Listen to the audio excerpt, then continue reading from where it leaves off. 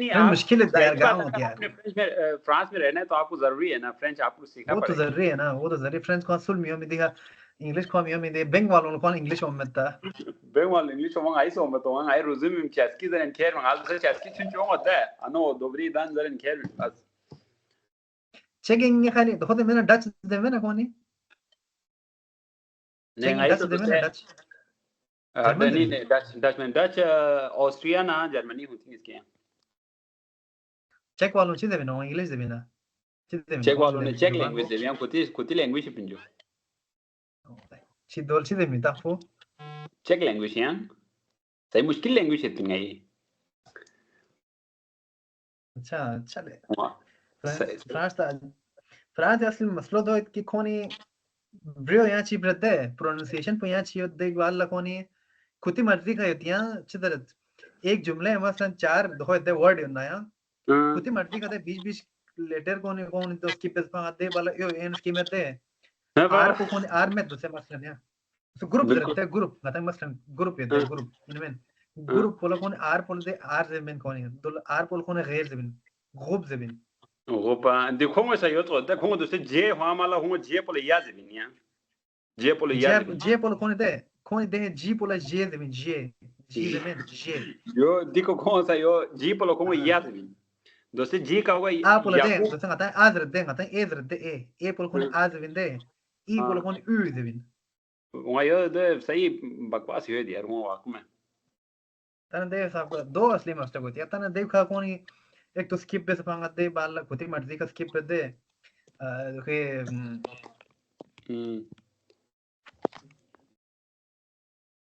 क्या टाइम पर मैसेज को नहीं चलो वहाँ मेमोरी इंस्टॉल करते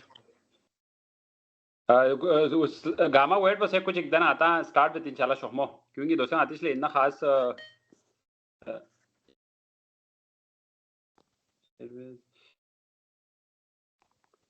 असल में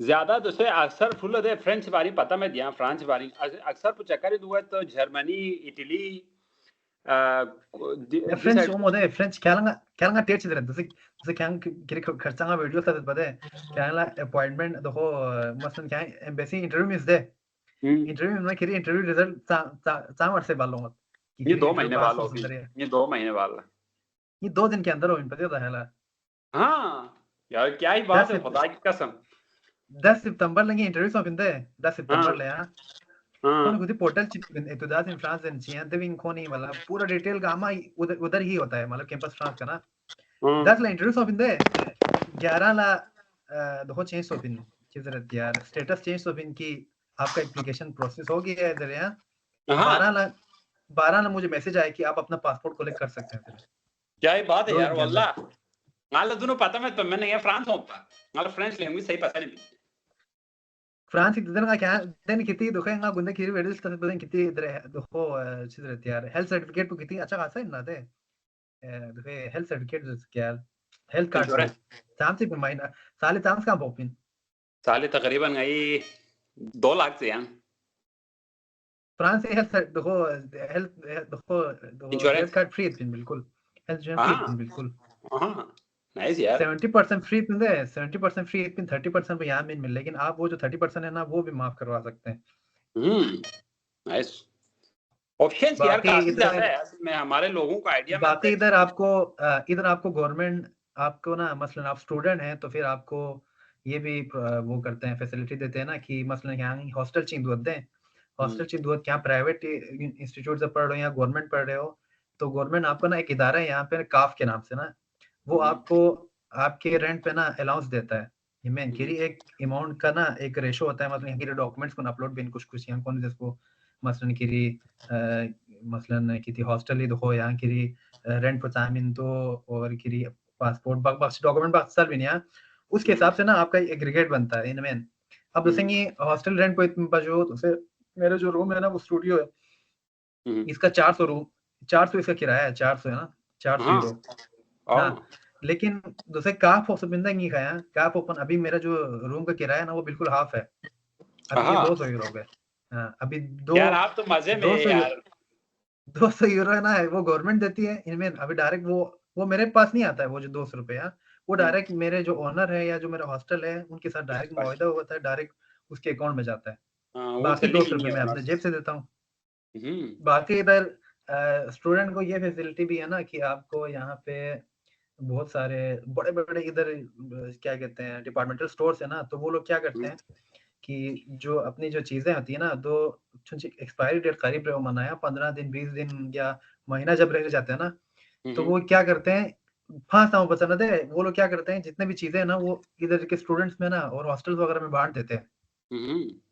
नाइस।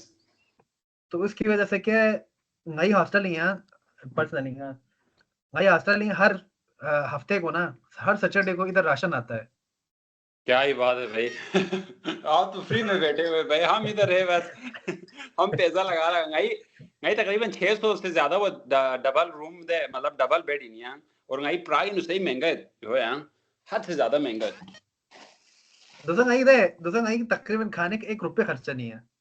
क्या ही बात है यार वल्लाह। नाला तो इतना खर्चा जान फिर मैं बट नहीं, अकोमोडेशन बहुत एक्सपेंसिव है यार, प्राग में बहुत एक्सपेंसिव अभी है आपको। जैसे टोटल खर्चा चीज़ सोचते क्या लगा से वो 200 यूरो मेरा रेंट का हो गया इनमें और 10 यूरो का बस पास का है इधर इनमें। इधर बस पास का भी ये है कि अगर आप 26 साल से कम हो ना, तो या आपका वो जो बस हमारा भी पास है। है हाँ, वो इधर हाफ है मतलब वो अगर आपका 20 यूरो है तो फिर अगर आपका 26 यूरो 26 से छोटे हो या मतलब 26 से कम हो तो फिर आप वो कर सकते हैं। अब हालाँकि मैं अभी 27 को होने वाला हूँ इनमें, मेरे पे वो नहीं किया लेकिन हमने उसको भी जुगाड़ करके ना उसको भी वो 10 का किया हुआ है। पाकिस्तानी है ना। हम सब ने किया हुआ है, इधर हम 4 पाकिस्तानी हम सब ने ना उसको 10 पे किया हुआ है। 10 उसका खर्चा हो गया, कितना हो गया? 210 हो गया। 10 यूरो का क्या कहते हैं 10 यूरो नहीं तकरीबन 6 यूरो का इधर लिबारा का पैकेज होता है, मोबाइल पैकेज जिसमें 60 जीबी मिलता है, हाँ। ठीक है? 10 5 वो उसका लगा रहा हूँ कितना हो गया 200 हो गया जी 12-13 हो गया। उसके अलावा क्या खर्चा है? अगर आप महीने का कोई गोश्त लेते हैं इनमें तो आपको 12-13 यूरो का कोई 2.5 किलो गोश्त मिलता है इधर। क्या कहते हैं मुर्गी का, तो वो तो मैं इतना लेता भी नहीं हूँ भाई हॉस्टल में वैसे पीस-पीस मिलता है इधर। तो फिर आज मैं जब during junge Einsatzschuss bei den Einflug आती पाकिस्तानी हैं ये पता है, तो आज मैं लेके आया हूँ। तो ये खर्चा है और अगर वेले से आप बाहर नहीं जाते तो फिर आपका यही खर्चा है हमारा तो अभी तो कुछ और खर्चा है ही नहीं। नाइस। अच्छा एहसान हो जाए रियो माता स्टार्ट देता। हाँ, मी तो स्टार्ट सोचता। हाँ। अच्छा अस्सलाम वालेकुम सारे दोस्तों को वेलकम। सो die Tiere selber solche die समझ muss। हेलो हेलो अच्छा आवाज आ रहा है, आप लोगों को आवाज आ रहा है? एक मिनट। अच्छा आप में से कोई जरा आप लोग लिख ले, अगर राइट करें कि मैसेज आवाज जिसको आ रहा है जरा वो राइज योर हैंड तो समझ आ जाएगा मुझे आई थिंक। हेलो हेलो आवाज आ रही है नहीं आ रही है आप लोगों को? क्या है?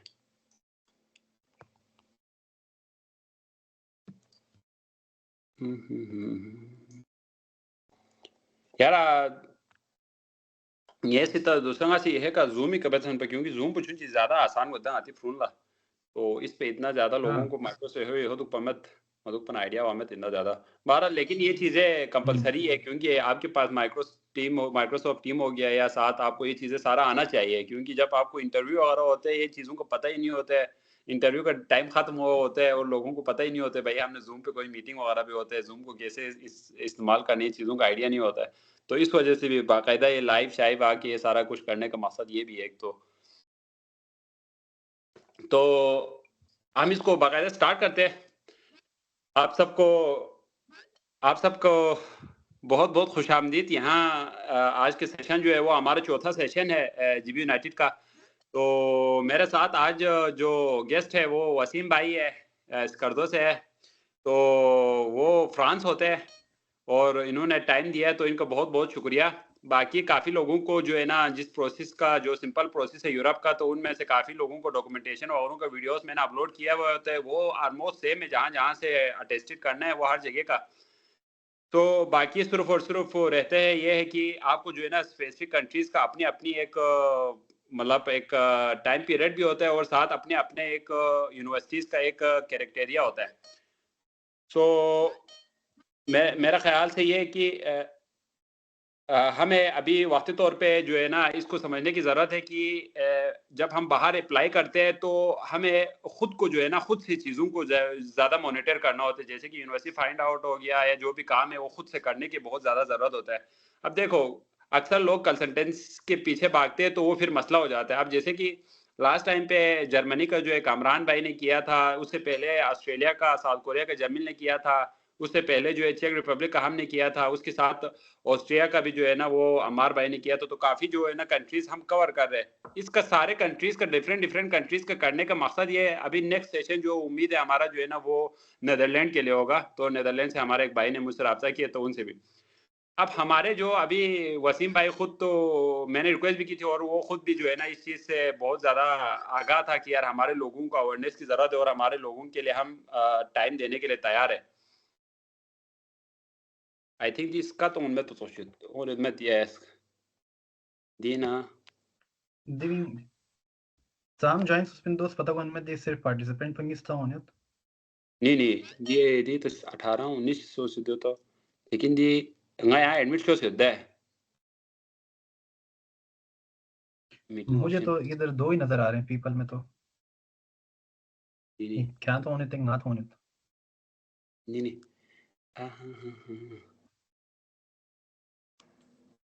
I don't know why कुछ क्या है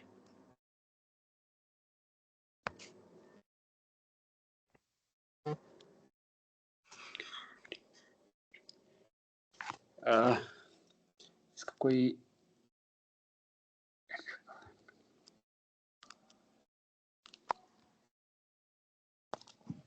कुछ कह दिए फिर मैं तो टाइम वगैरह सही लगाया हुआ था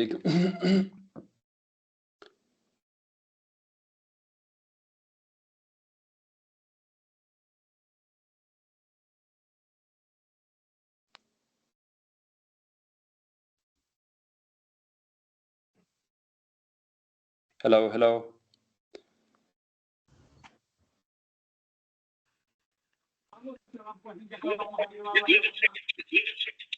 हाँ शो होना था दिया हुआ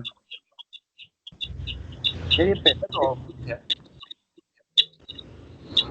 हेलो हेलो इसका अस्सलाम सो होने वालेकुम तो आतिफ भाई। अस्सलाम वालेकुम वालेकुम सलाम यार कुछ क्या हो इका बस है बुगामी इसकी बंद है कुछ यार जो अच्छा हाँ म्यूट आल बस नगा यहाँ एडमिट कर दिया पहला ज़हीर भाई अच्छा हेलो हेलो कुछ कुछ एक वेट बस है इतनी शज़्ज़े हेलो हेलो ये आवाज आ रही है। आवाज़ कौन इसमें ज़हीर भाई आला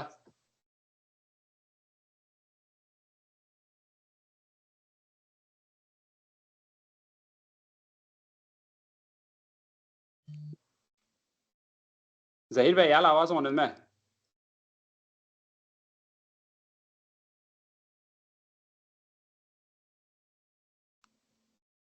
हेलो हेलो अच्छा ज़हीर भाई आला आवाज़ कौन इसमें हेलो हेलो ज़हीर भाई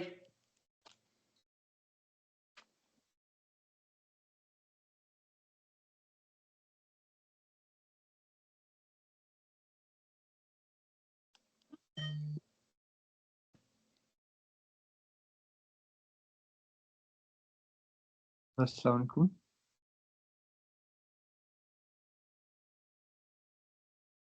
इसका तो होने यार ये दो तो साफ होने तो कुछ यहाँ ओपन हो खैरी हो बाकी या बाकी काफ़ी हो सो सकता है अच्छा हेलो हेलो सबको आवाज़ आ रही है ना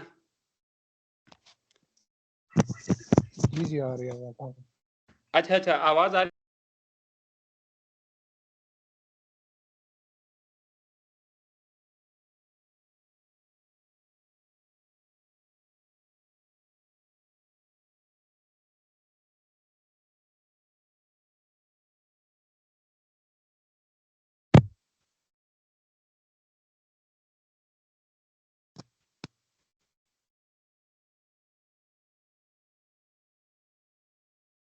Skatpon Melle, Hiri. Hello. Assalamu alaikum. Sorry यार, sorry for being a inconvenience situation. क्योंकि ये मैं आज लैपटॉप में नहीं कर रहा था, सो इस वजह से आई थिंक हो रहा है, सो उसके लिए माजरत। अच्छा, तो इसका सारा आज का जो सेशन है वो हमारा स्पेशल जो है वो फ्रांस के लिए होगा, ठीक है? तो बिना टाइम ज़ाया किए हुए हम स्टार्ट करते हैं इसको। इसका कौन होता है ज़हीर भाई? वसीम भाई? Raon Skatpon. हाँ, Skatpon तो है proper. ओन। अच्छा, तो इस ये जो फ्रांस का प्रोसेस है ना, वो हमें इतना ज़्यादा मुझे बिल्कुल भी उसका इतना आइडिया नहीं है, बट जो डॉक्यूमेंटेशन है वो ऑलमोस्ट जो है ना वो सेम है, बट मैं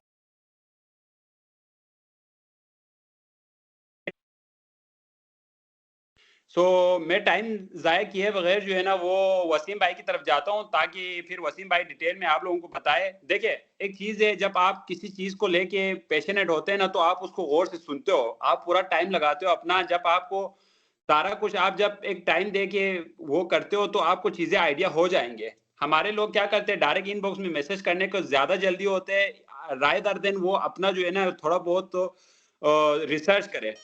देखो, कोई भी बंदा जो है वो अगर कोई भी बंदा जो है वो अगर आया वो हुआ है, यहाँ पे आया हुआ है, तो मेरे ख़्याल से जो है ना कि अपना प्रोसेस करके आया हुआ है। सारून है, मेहनत अपना करके आया हुआ है।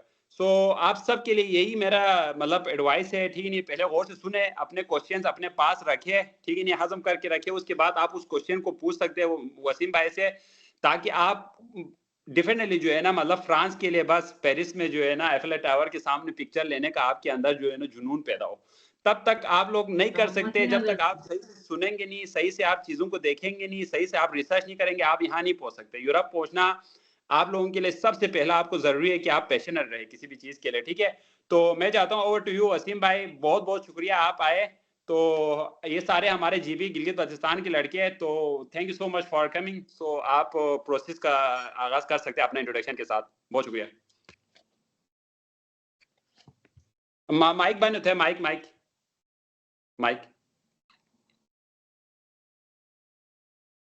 Where dear?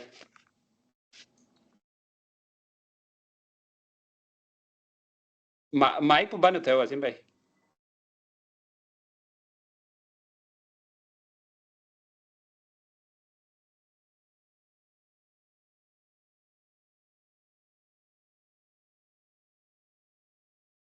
Hello Hello. Hello हाँ, तो स्टार्ट विद स्टार्ट।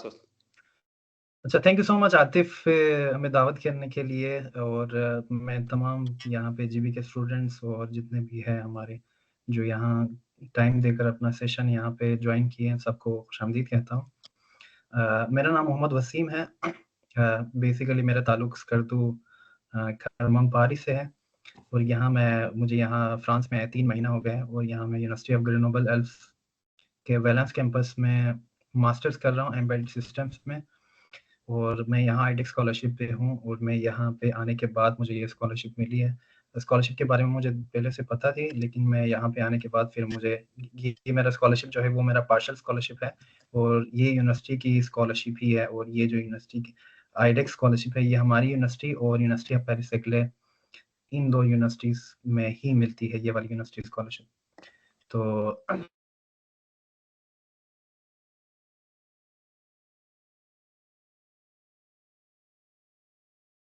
यार माइक बंद होता है यहाँ।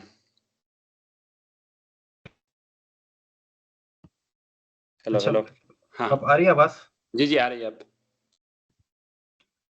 ओके, मैं ज़रा स्लाइड शेयर करता हूँ, उसके बाद डिटेल वन बाय वन हम चीज़ें कवर करेंगे। यहाँ पे स्टार्टिंग से कि फ्रेंच में एजुकेशन सिस्टम क्या है, यहाँ बैचलर कितने साल का होता है, मास्टर कितने साल का होता है, वन बाय वन हम चीज़ों को लेके चलेंगे। और इनमें अगर आपके क्वेश्चंस वगैरह हो तो फिर मैं अगर अपने स्लाइड पूरे कर लूँ, उसके बाद आप नोट डाउन करके रख लीजिएगा। तो फिर उसके बाद हम फर्दर उन क्वेश्चंस को भी रिव्यू करेंगे। मैं अपना स्क्रीन ज़रा शेयर करता हूँ।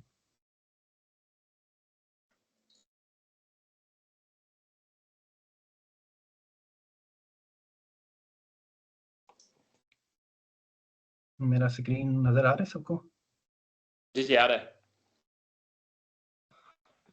आज का सेशन हमारा स्टडी इन फ्रांस के हवाले से है कि एक इंटरनेशनल स्टूडेंट जो है, स्पेशली जो हमारे गिलगित-बल्तिस्तान के स्टूडेंट्स हैं, जो कि बैचलर के लिए, मास्टर्स के लिए या फिर पीएचडी के लिए यहाँ पे फ्रांस में आना चाहते हैं, उनके हवाले से ये एक छोटा-सा सेशन है, जिसमें उनको थोड़ा-सा गाइड दिया जाए कि यार ओवरऑल प्रोसेस कैसा होता है, वीज़ा प्रोसेस कैसा होता है, यहाँ पे अपॉर्च्युनिटीज़ कैसे हैं, यहाँ पे लाइफ इन फ्रांस कैसा है। तो ओवरऑल उसकी गाइड के लिए ये एक सेशन रखा गया है। तो हम बिला तहमीग के ये सेशन शुरू करते हैं। तो फ्रांस में सबसे पहले हम एजुकेशन सिस्टम से शुरू करते हैं कि फ्रांस में बेसिकली हर यूरोप सिस्टम में यहाँ पे 2 किस्म की यूनिवर्सिटीज़ होती हैं। पब्लिक यूनिवर्सिटीज़ होती हैं जो कि हम जिनको बोलते हैं गवर्नमेंट यूनिवर्सिटी होते हैं और दूसरा होता है प्राइवेट यूनिवर्सिटीज़। यहाँ पे जो पब्लिक यूनिवर्सिटीज़ हैं टोटल 80 से ऊपर पब्लिक यूनिवर्सिटीज़ हैं, जिनकी जो ओवरऑल रैंकिंग है वो आपको तकरीबन फ्रांस की 15 यूनिवर्सिटीज़ है टॉप क्यूएस रैंकिंग में आती है, टॉप 500 में आती है, तो इनकी रैंकिंग ओवरऑल बहुत अच्छी है। फ्रांस बेसिकली बिज़नेस के लिए बहुत मशहूर है पूरी दुनिया में। फ्रांस की 1-2 यूनिवर्सिटीज़ से जैसे कि एचएससी पेरिस वगैरह हो गया आपके और बहुत सारे बिज़नेस जो स्कूल्स हैं, वो पूरी दुनिया में टॉप 2 टू 3 उसमें आती है, रैंकिंग में आती है। तो यहाँ पे इंजीनियरिंग स्कूल्स बहुत बहुत अच्छे हैं और उनकी फ़ीस स्ट्रक्चर वगैरह यहाँ पे €250 से लेके 3700 यूरो मैक्सिमम उनकी फ़ीस होती है। वो प्रोग्राम टू प्रोग्राम आपका वेरी करती है फ़ीस स्ट्रक्चर भी। तो उन चीज़ों को भी हम ओवरऑल देखेंगे। बेसिकली कहने का मतलब ये है कि यहाँ पे जो पब्लिक यूनिवर्सिटीज़ हैं और प्राइवेट यूनिवर्सिटीज़ से उनके बारे में थोड़ा-सा बताने का क्या था। और यहाँ पे फ्रांस में एक और सिस्टम भी है, यहाँ पे एक स्पेशलाइज़्ड स्कूल भी है यहाँ पे, जिसमें आपका एचईसी पेरिस आती है जो कि बिज़नेस के लिए बड़ी मशहूर है। इकोला पॉलिटेक्निक होती है, एक इंस्टीट्यूट है जो कि इंजीनियरिंग के लिए मशहूर है, साइंस पो जो कि सोशल साइंस वगैरह, पॉलिटिकल साइंस वगैरह उनके लिए मशहूर है। ये जो स्पेशलाइज़्ड बिज़नेस स्कूल है जिसकी मैं बात कर रहा हूँ, ये आप इसको इस तरह ले सकते हैं जैसे पाकिस्तान में आपका आईबीए है, आपका लम्स है, आपका नस्ट है, ये एक स्पेशलाइज़्ड मसलन आईबीए आपका बिज़नेस के लिए मशहूर है, लम्स में आप एलएलबी के लिए ये बड़ी स्पेशलाइज़्ड है जिसमें आपको अगर आपको एडमिशन मिलता है तो आपकी जॉब अपॉर्च्युनिटीज़ अच्छी मिलती हैं। तो इसी तरह आप एग्ज़ाम्पल ले सकते हैं कि अब्दुल्ला पॉलिटेक्निक और एचएससी पेरिस जो है, ये एक एलीट क्लास बिज़नेस स्कूल है यहाँ पे क्या कहते हैं फ्रांस में, जिसमें अगर आपको एडमिशन मिलता है, स्कॉलरशिप मिलती है आपको, तो आपको बेटर अपॉर्च्युनिटी मिलेगा as compare to other public university and private university. यहाँ पे प्राइवेट यूनिवर्सिटी बहुत सारे हैं, जो कि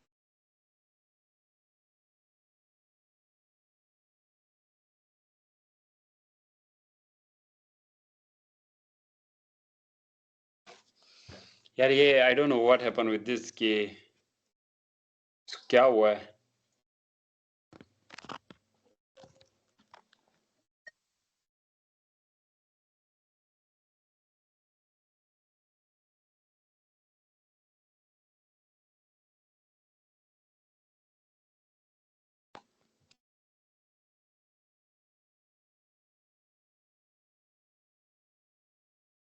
मैं ही ग्रुप से रिमूव हो गया, ये क्या चक्कर हो गया? I don't know. अ, आप स्टार्ट करें, कंटिन्यू करें, आप शेयर करेंगे तो फिर कंटिन्यू हो जाएगा मेरे ख्याल से। चलो मैं ज़रा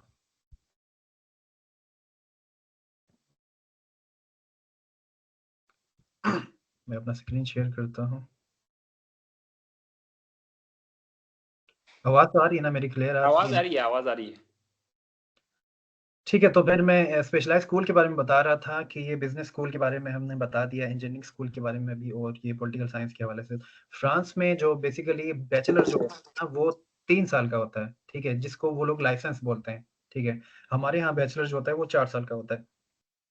यहाँ पे बैचलर जो होता है वो 3 साल का होता है और यहाँ पे जो मास्टर्स होता है ना, उसको 2 कैटेगरी में उन्होंने डिस्ट्रीब्यूट किया होता है। एक को बोलते हैं M1 और दूसरे को बोलते हैं M2। Screen share what M1 मत जो है होता है वो वसीम भाई। स्क्रीन को करना था। रिमूव सोर्स, सोर्स पर रिमूव सोर्स। ये मसला क्या आ रहा है यहाँ पे थोड़ा-सा?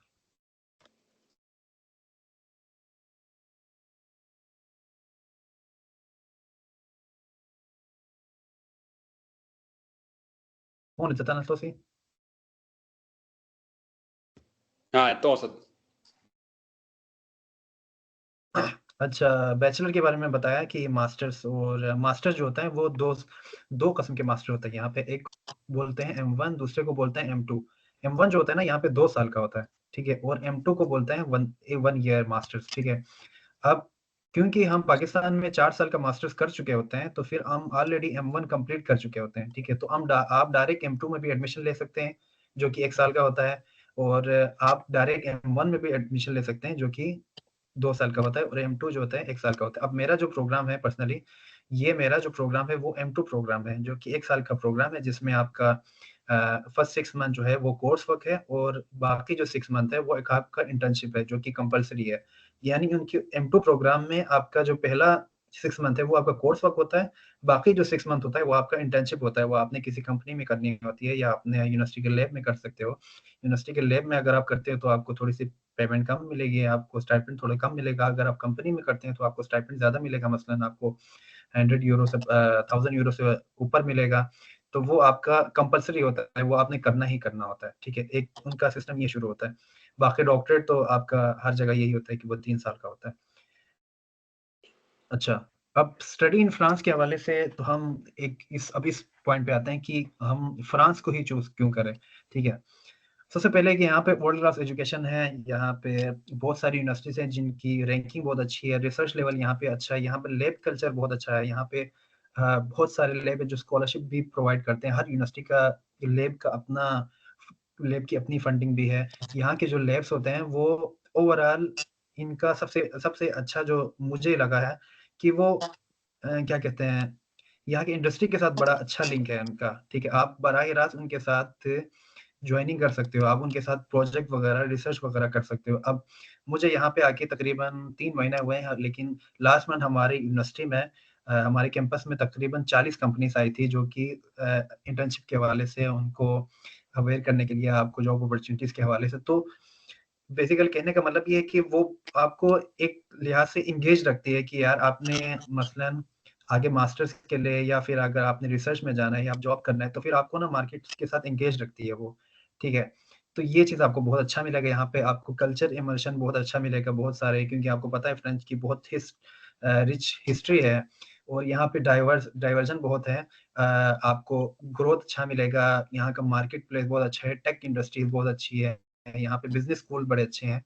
और तीसरा पॉइंट हम आपको एक ये लिहाज से, इस लिहाज से ये कह सकते हैं कि यहाँ पे अफोर्डेबिलिटी बहुत अच्छी है as compare to other European university, या फिर यूके वगैरह को आप इसलिए चूज़ कर सकते हैं। यहाँ पे मोस्टली जो पब्लिक यूनिवर्सिटीज़ हैं उनकी एप्लीकेशन फ़ीस नहीं है, आप वहाँ पे फ्री अप्लाई कर सकते हैं, और उनकी जो फ़ीस है वो आपको 250 यूरो से लेके 250 यूरो से लेके 3700 यूरो तक आपकी मैक्सिमम फ़ीस है, ठीक है, उससे ज़्यादा नहीं है।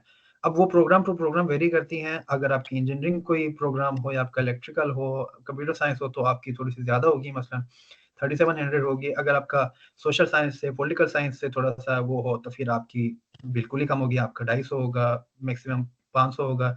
उसके ऊपर आपको हर यूनिवर्सिटी की अपनी स्कॉलरशिप्स हैं, जैसे हमारी यूनिवर्सिटी में आईडेक्स हैं, यूनिवर्सिटी ऑफ ग्रेनोबल्स की अपनी स्कॉलरशिप भी है, पेरेसैक्ले की अपनी स्कॉलरशिप्स हैं, तो उस हवाले से मैं बताऊँगा आगे।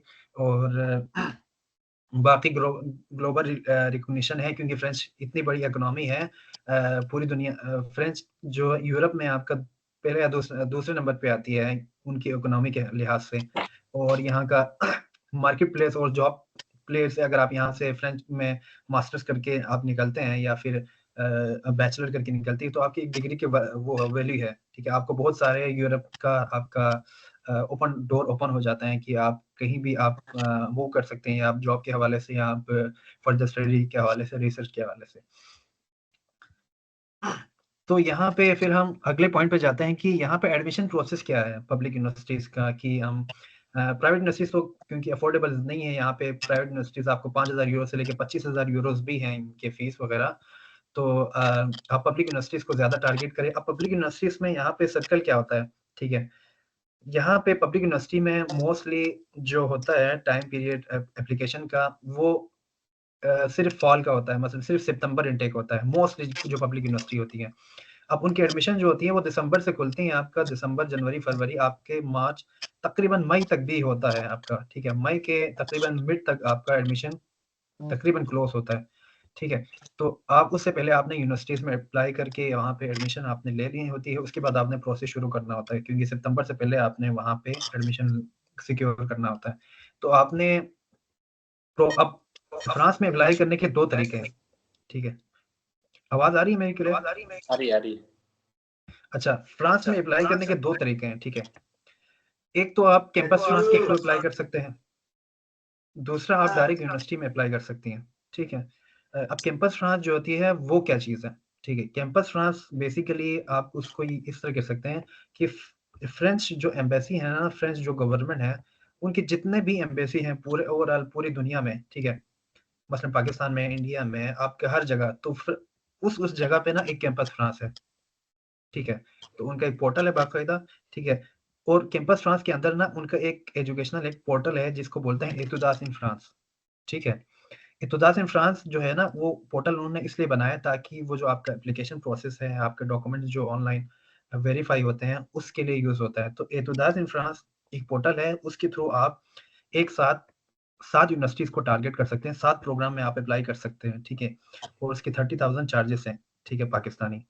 तो आप उसमें अप्लाई कर सकते हैं जब आप मास्टर्स के अप्लाई कर रहे हो। एक तरीका वो है, ठीक है। आप उधर अप्लाई करते हो, आपको वहाँ से एक्सेप्टेंस लेटर मिल जाता है, वहाँ पे आपका इंटरव्यू होगा, जो भी प्रोसेस वगैरह है सारा। वहाँ से अगर आपको एक्सेप्टेंस लेटर मिल गया, एक तरीका वो हो गया, ठीक है। दूसरा तरीका ये है कि आप डायरेक्ट यूनिवर्सिटी में अप्लाई करते हो, ठीक है। यूनिवर्सिटी में आप मसलन हमारी यूनिवर्सिटी है मसलन यूनिवर्सिटी ऑफ ग्रीनोबल एल्प्स, आप यूनिवर्सिटी ऑफ ग्रीनोबल एल्प्स के अपने पोर्टल पे जाते हो, वहाँ पे आप अप्लाई करते हो। एप्लीकेशन फीस मोस्टली जो यूनिवर्सिटीज़ है उसमें नहीं है।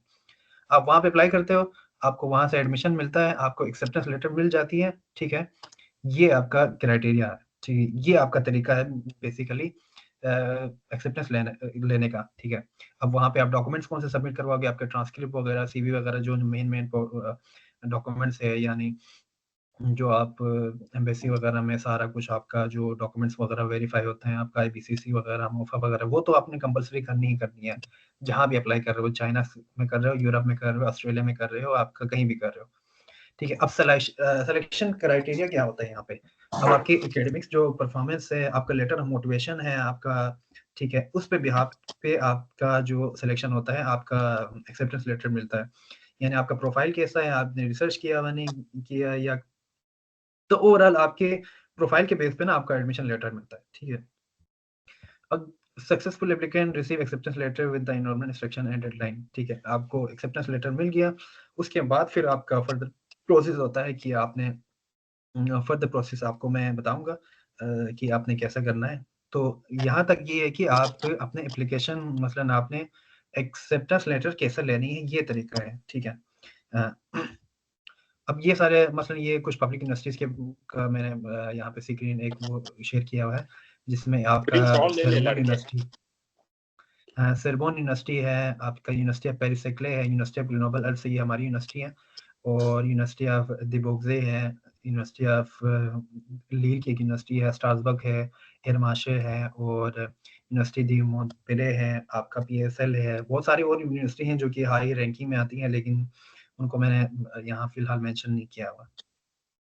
अच्छा, शायद आप लोग के यहाँ पे अभी पोस्ट डॉक या डॉक्टरेट के शायद स्टूडेंट ना हो बेसिकली। चलो अगर इसमें है भी, ये सेक्शन मैंने उनके लिए बनाया हुआ था कि डॉक्टरेट वाले जो होते हैं, पोस्ट डॉक वाले पोजीशन वाले, वो कैसे अप्लाई करते हैं। मोस्टली यहाँ पे फ्रांस में ये होता है कि आप जो डॉक्टरेट वाले स्टूडेंट होते हैं, या जो आपका पीएचडी के लिए आ रहे होते हैं, उनको ये होता है कि आप कंपनीज के थ्रू भी आ सकते हैं, या आप जैसे हम चाइना और कोरिया वगैरह में अप्लाई करते हैं, प्रोफेसर के थ्रू अप्रोच करते हैं।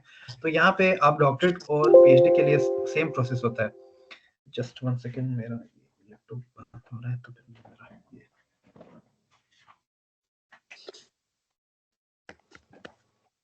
صبر بس لاني بالتيون صبر بس تشازه صبر बड़ा जरूरी है यार। I don't know the system which is of in Basi in your Basi in math क्या रिकॉर्ड में हमने रिकॉर्ड मैंने पर सोचियो 40 मिनट रिकॉर्ड होता है।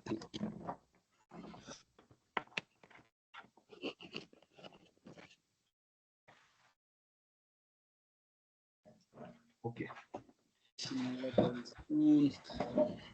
सो अच्छा, डॉक्टरेट वाला यही है कि आपने प्रोफेसर्स को, मुख्तलिफ लैब्स वगैरह को, क्योंकि यहाँ पे रिसर्च लैब का कल्चर बहुत अच्छा है, ठीक है। यहाँ पे बहुत सारे रिसर्च सेंटर हैं, तो वहाँ पे आपने सर्च करके लैब वगैरह की, मैंने एक पोस्ट डॉक वालों के लिए एक फाइल बनाई हुई है जिसमें सारा कुछ जितने भी लैब वगैरह है उन सब की डिटेल्स वगैरह है। अगर आपको कुछ चाहिए होगा तो वो मुझसे पूछ लीजिएगा, मैं आपको सेंड करूँगा।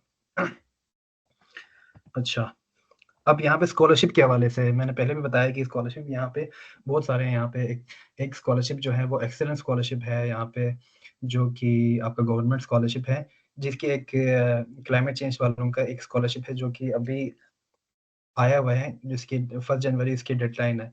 तो आप उसमें भी अप्लाई कर सकते हैं, जो एनवायरमेंटल साइंस के बैकग्राउंड वाले हैं या फिर जिनका एग्रीकल्चर से थोड़ा-सा लिंक है, तो वो भी अप्लाई कर सकते हैं। मैंने बल्कि इसका एक मेरे पास यहाँ मैंने शेयर जी, किया जी, हुआ था। पीपीटी ज़रूर सेंड कर दूँगा अच्छा मैं। यहाँ मैंने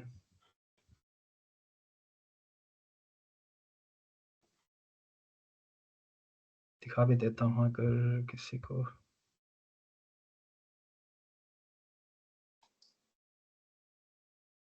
अच्छा, ये कैंपस फ्रांस का एक स्कॉलरशिप है, जो कि France excellence Pakistan climate change, ठीक है? ये आपका ये पोर्टल में आपको दिखाऊँगा कि ये कहाँ से मिलेगा। फिलहाल ये अभी ये फ्रेंच लैंग्वेज में है, इसको हम ट्रांसलेट करते हैं इंग्लिश में। ठीक है, ये French embassy in Pakistan award scholarship to meritorious young student who pursue their higher education in France in master level, ठीक है? ये इन प्रोग्राम्स को के लिए है, जैसे जो लोग मैनेजमेंट, बिज़नेस साइंसेज़ हैं, मैथमेटिक्स हैं, ये सारे उनके लिए वैलिड है, ठीक है? इस प्रोग्राम में आप ये सारे हैं, जैसे देखो MS programme in bio process engineering, अच्छा track project management environmental engineering sciences यानी मास्टर 1 एंड प्लस मास्टर्स 2, ठीक है? जो मैंने बताया था अभी। और इसकी डेडलाइन क्या है? 31 दिसंबर इसकी डेडलाइन है, ठीक है? और स्टूडेंट मस्ट अप्लाई थ्रू इत्तेदास इन फ्रांस, जो कि मैंने अभी बताया था, ठीक है? उसका पोर्टल में मैं दिखाऊँगा। और इन एडिशन ये यूनिवर्सिटीज़ के नाम है, ठीक है? आईएमटी एटलांटिक, ये भी एक यूनिवर्सिटी का नाम है। और ये हमारी यूनिवर्सिटी में एक आईएनपी एक अलग ब्लॉक है, ठीक है? जिसको इंस्टीट्यूट ऑफ मैनेजमेंट एंड पता नहीं दूसरा वाला मुझे भूल गया, लेकिन आईएनपी का एक ब्लॉक है हमारे ग्लोबल एल्स के अंदर। हमारा अपना कैंपस भी हमारी यूनिवर्सिटी का, जैसे वेलांस का जो कैंपस है, वो भी आईएनपी के अंडर ही आता है। अब ये सारे प्रोग्राम है जिसमें आप देख सकते हैं masters degree in civil engineering, master degree in agriculture sciences, ये वाले सारे अप्लाई कर सकते हैं इसमें, ठीक है? इसमें बेनिफिट क्या मिलेगा आपको? ट्यूशन फीस फ्री हो जाएगा, मंथली लिविंग आपका रिटर्न एयर टिकट हो गया आपका, स्टूडेंट वीज़ा वगैरह। ड्यूरेशन इसकी मास्टर 1 प्लस M2 यानी ये 2 साल के लिए है। मिनिमम एज की आपकी 28 होनी चाहिए और इसके थ्रू आप अप्लाई कर सकते हैं। ये आपका ऑनलाइन यहाँ पे प्रोसेस दिया हुआ है, मसलन यहाँ पे प्रोसेस ये लिंक दिया हुआ है यहाँ पे, आप इसके थ्रू आप उसको जाके देख सकते हैं, ठीक है? स्कॉलरशिप आपने कैसे ढूँढना है यहाँ पे? एक मिनट स्लाइड को मैं खोलता हूँ। अब मैंने यहाँ पे बताया था कि यूनिवर्सिटी स्पेसिफिक स्कॉलरशिप हो गया, गवर्नमेंट स्कॉलरशिप हो गया और प्राइवेट यूनिवर्सिटी स्कॉलरशिप, ठीक है? आपको मैं दिखाता हूँ मसलन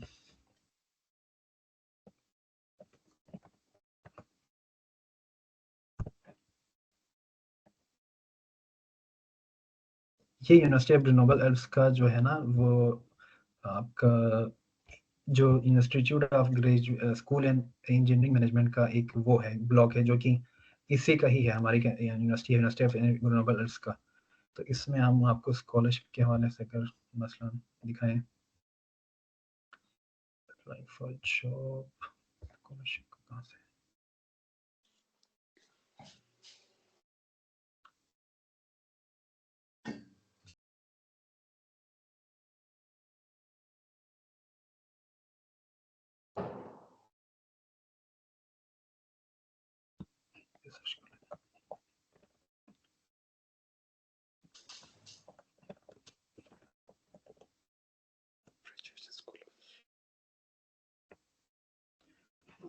अच्छा देखें यहाँ पे बहुत सारे कैटेगरीज हैं, यहाँ पे देखें एक्सेलेंस स्कॉलरशिप भी है, इसमें आईफीएल एक्सेलेंस स्कॉलरशिप जो कि अभी शायद जनवरी में शायद ये खुलने हैं। इसमें अगर हम इस ब्लॉग में आ जाते हैं, हाँ इसमें देख लें यहाँ पे अपकमिंग स्कॉलरशिप में कितने सारे स्कॉलरशिप है हमारे आईएनपी के अपने अंदर, ये देख लें। एक एक्सेलेंस स्कॉलरशिप है जो कि आपका ये देखें, एक तो international scholarship for INP foundation की तरफ से ये स्कॉलरशिप है जिसमें आपको 5,000 यूरो मिलेगा पर सेमेस्टर, और आपको आपकी एज 28 से कम होनी चाहिए, ठीक है। और दूसरा आपको आईफिल स्कॉलरशिप है जो कि आपका मंथली अलाउंस, जिसमें आपको 1100 मंथली अलाउंस मिलेगा। ये आपका मास्टर्स वाले भी अप्लाई कर सकते हैं और पीएचडी वाले भी अप्लाई कर सकते हैं, ठीक है। अलाउंस और मंथली डेट मंथली अलाउंस, ठीक है। और ये जो स्कॉलरशिप है आपको, अगर आपका M2 प्रोग्राम है यानी 1 साल वाला है तो आपको फिर ये 12 मंथ मिलेगा, और अगर आपका M1 है तो फिर आपको 24 महीने मिलेगा, ठीक है। और इसका सारा प्रोसेस इसमें लिखा हुआ है, और इसकी डेडलाइन वगैरह देखेंगे 1 अक्टूबर और नवंबर, deadline for reception of application 8 जनवरी इसकी डेडलाइन है, देखें 2025। और ये हमारी स्कॉलरशिप है जो कि अभी मेरा स्कॉलरशिप है जिसमें आपको 5,000 यूरो मिलते हैं, और इसकी डेडलाइन आपको मार्च में मिलेगा, ठीक है। और ये बहुत सारे और भी स्कॉलरशिप है, जैसे ग्रेजुएट स्कॉलरशिप है, ये लैब स्कॉलरशिप है, फ्रेंच गवर्नमेंट स्कॉलरशिप, तो बहुत सारी स्कॉलरशिप है। अब मैं आपको एक और पोर्टल दिखाता हूँ, स्कॉलरशिप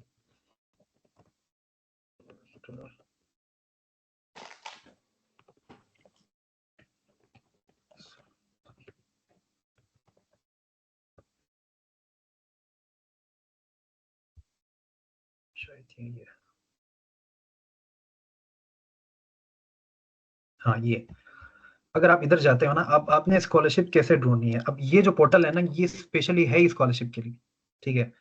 अब यहाँ पे अगर आप मसलन आप सर्च करो, यहाँ पे आप जाते हो, इसको ना छोड़ो, इधर आप जाते हो मास्टर्स के लिए, फिर आप सब्जेक्ट चूज करते हो, सब्जेक्ट को भी बल्कि रहने दो, और आप यहाँ नेशनैलिटी लगा लेते हो, एशिया जाते हो, यहाँ पे फिर आप जाते हो पाकिस्तान, ठीक है। तो ये वो सारे स्कॉलरशिप है जो जिसमें पाकिस्तानी एलिजिबल है, ठीक है। जिसमें देखें फ्रांस एक्सीलेंस स्कॉलरशिप है जो कि मैंने अभी दिखाया, आपका इंटर्नशिप वाला है, ये स्कॉलरशिप है। तो ये सारे स्कॉलरशिप हैं जो कि आप एक्सप्लोर कर सकते हैं, जिसमें आप देख सकते हैं बहुत सारे स्कॉलरशिप जो कि आगे भी आ भी रहे हैं, फरवरी तक उनकी डेडलाइन है, 15 फरवरी, ये वो सारा कुछ। तो इनका मैं आपको लिंक यहाँ पे कॉपी करके बल्कि इधर चैट में रखूंगा भी, ताकि थोड़ा सा ये भी, क्या इधर इनका चैट कहाँ पे आता है, हाँ इधर है।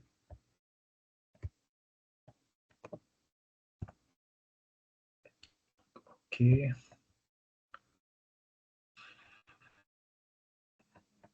कहाँ गया, अच्छा एक आप यहाँ उनका पोर्टल देख लें,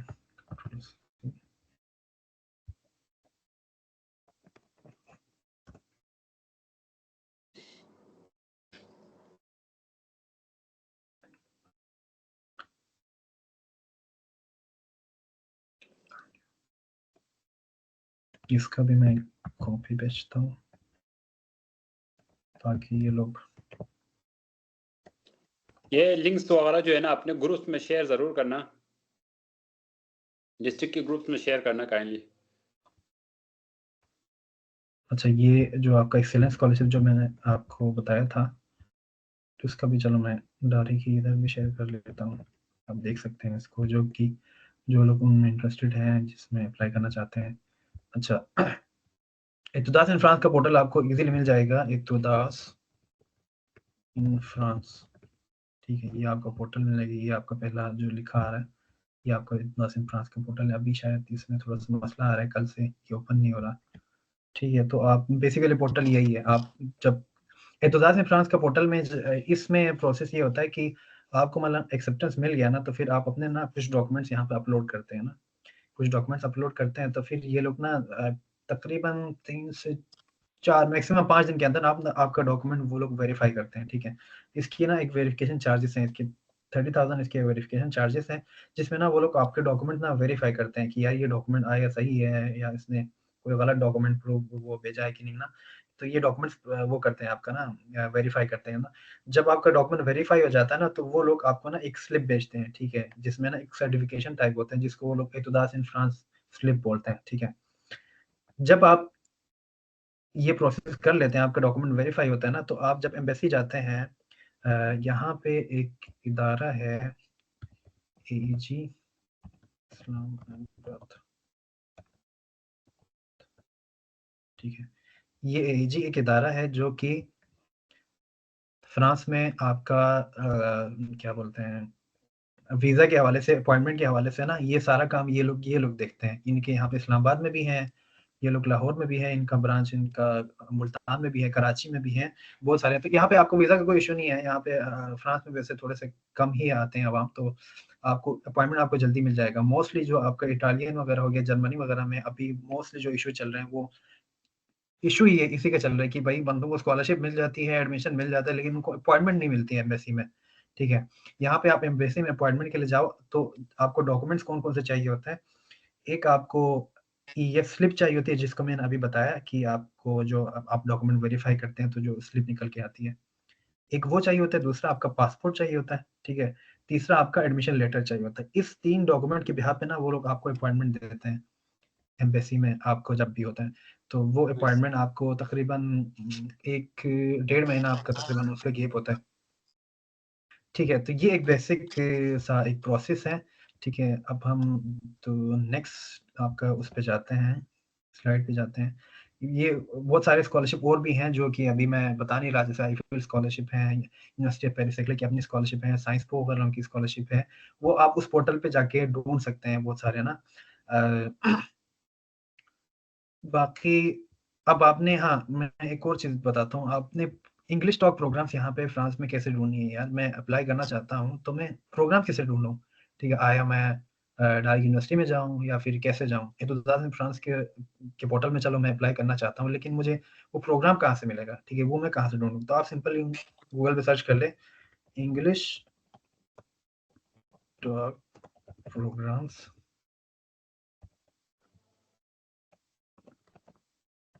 इन फ्रांस, ठीक है। ये आ गया आपका पोर्टल जो है ना talk.campus.org, ठीक है। इस पे आप जाओ सिंपल, बल्कि इसका भी मैं लिंक कॉपी करके इसमें भेज देता हूँ।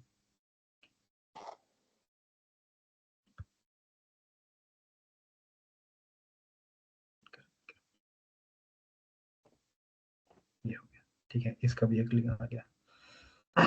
अब ठीक है, ये आपका एक पोर्टल है, ठीक है। यहाँ पे जाके ना आपने अपने प्रोग्राम्स ढूँढने हैं, ठीक है। मसलन यहाँ पे मैं ढूँढता हूँ, अब आपने यहाँ पे सर्च करनी है। यहाँ पे आप इंग्लिश टॉक प्रोग्राम 100% यानी आप सर्च करोगे यस, ठीक है। तो आपको ये सारे प्रोग्राम जो है ना, यहाँ पे ये इंग्लिश टॉक प्रोग्राम्स है। इस पोर्टल का आपको ये फ़ायदा है कि फ्रांस में जितने भी पब्लिक यूनिवर्सिटी है, प्राइवेट यूनिवर्सिटी है, जितने भी हैं, ठीक है, वो सारे ना इसी के अंदर ही है, ठीक है। आप प्रोग्राम यहीं से ढूँढ सकते हो। आप उनका लिंक वगैरह पर्टिकुलरली जाके हर यूनिवर्सिटी के ना डिपार्टमेंट के अंदर लिंक ढूँढने की ज़रूरत नहीं है, आपको सारा कुछ यहीं पे मिलेगा, ठीक है। आप सिंपल आप यहाँ पे जाओगे, ठीक है, यहाँ पे आप मसलन सर्च करोगे, यार मैंने चूज़ करना है, मैं मसलन रखता हूँ मास्टर M1 रखता हूँ, M2 भी रखता हूँ, चलो मैं स्पेशलाइज़्ड मास्टर भी रखता हूँ, ये हो गया, ठीक है। फ़ील्ड में रखता हूँ, उसकी ज़रूरत नहीं है, चलो फिलहाल हम जनरल एक सर्च करते हैं। और नेशनल डिप्लोमा रखते हैं हम, नेशनल फीस रखते हैं, यानी पब्लिक यूनिवर्सिटीज़ रखते हैं। यहाँ पे हम सर्च करते हैं, मसलन क्या सर्च करें? हम रखते हैं मसलन जो एमएस में इकोनॉमिक्स में करना चाहते हैं, इकोनॉमिक्स, हाँ, ये देखें। अब ये एक प्रोग्राम आ गया जी, यूनिवर्सिटी ऑफ यूनिवर्साइट PSL में, ठीक है। एप्लाइड इकोनॉमिक्स, और ये प्रोग्राम, अब ये सारे जितने भी है ना, ये सारे इकोनॉमिक्स वाले प्रोग्राम्स हैं, ये देखें। ये जितने सारे प्रोग्राम्स, अभी आप 2 में जाएँ तो ये भी है। ये सारे प्रोग्राम जो हैं, जो इकोनॉमिक्स वाले आपको ऑफ़र कर रहे हैं। अब ये बहुत सारी यूनिवर्सिटीज़ हैं, जैसे यहाँ पे देखें, यूनिवर्सिटी ऑफ PSL है आपका, ये पेरिस में है, और आपका यूनिवर्सिटी ऑफ सरमोंट एवरेंज है। अच्छा, यूनिवर्सिटी पे पेंथेनॉन सोरबोन यूनिवर्सिटी है, आपका मार्शे यूनिवर्सिटी है जो कि मैंने बताया था। यूनिवर्सिटी ऑफ पेरिस सेक्ले है। अच्छा, यूनिवर्सिटी ऑफ लील है जो कि मैंने बताया था अभी पहले। अच्छा, एग्रो पेरिस टेक, ये यूनिवर्सिटी एक है। तो मसलन यहाँ पे ये सारे प्रोग्राम्स हैं, मसलन यहाँ पे हम एक खोलते हैं, मसलन ये एक प्रोग्राम हो गया। यहाँ उसके प्रोग्राम्स के अंदर आप जाओगे तो यहाँ पे आपको सारा कुछ मिलेगा, देखो प्रोग्राम्स की डिटेल। ये आपके डिपार्टमेंट का लिंक है, मसलन इसको मैं ओपन करके दिखाता हूँ। ये एक आपको वेबसाइट का लिंक है उस प्रोग्राम के जहाँ पे आपने अप्लाई करना है, और ये लिखा हुआ है देखो, all courses are taught in English, यानी मास्टर्स है। Credit yes, national diploma yes, ठीक है। फील्ड्स क्या है, इकोनॉमिक्स हो गया, पॉलिटिकल मैनेजमेंट, बिजनेस। इसकी लेंथ कितनी है, 2 साल है, ठीक है। और फरवरी में ये लास्ट अपडेट हुआ है, ठीक है। आपको उसमें अप्लाई करने के लिए आपको क्या चाहिए, लाइसेंस चाहिए L3, यानी आपको बैचलर आपका कंप्लीट होना चाहिए। The M1 is given entirely in both French and M2, all courses are there for M2 talk in English, ठीक है। इसमें इसकी ट्यूशन फीस वगैरह आप यहाँ की लिंक में जाके देखते हैं। मोस्टली जो इकोनॉमिक्स वगैरह जो होती है फील्ड में, इनमें ट्यूशन फीस इतनी नहीं होती है, 250 यूरो से लेकर 500 यूरो तक मैक्सिमम होती है। इसमें ऑब्जेक्टिव्स वगैरह सारे, कहने का मतलब ये है कि प्रोग्राम वगैरह की डिटेल्स वगैरह ना आपको सारा इसी के अंदर ही मिलेगा आपको ना, डिपार्टमेंट। इधर हम कोई और भी खोल लेते हैं, मसलन यहाँ पे हम यूनिवर्सिटी ऑफ मार्शे का खोल लेते हैं, ठीक है। ये सारे लिखे हुए हैं प्रोग्राम्स के डिटेल्स वगैरह और ट्यूशन फीस वगैरह। ये भी यूनिवर्सिटी ऑफ पेरिस सेकले का भी हम दिखा देते हैं आपको।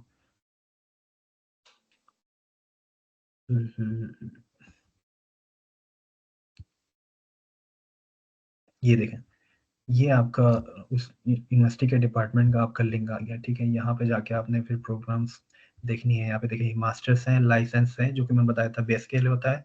मास्टर्स यानी डॉक्टरेट के लिए भी है, इंटरनेशनल डबल डिग्री वाले भी हैं, आपका ग्रेजुएट प्रोग्राम्स भी हैं, मजिस्ट्रेट है, सारा कुछ इसके अंदर आपको मिल जाएगा, ठीक है।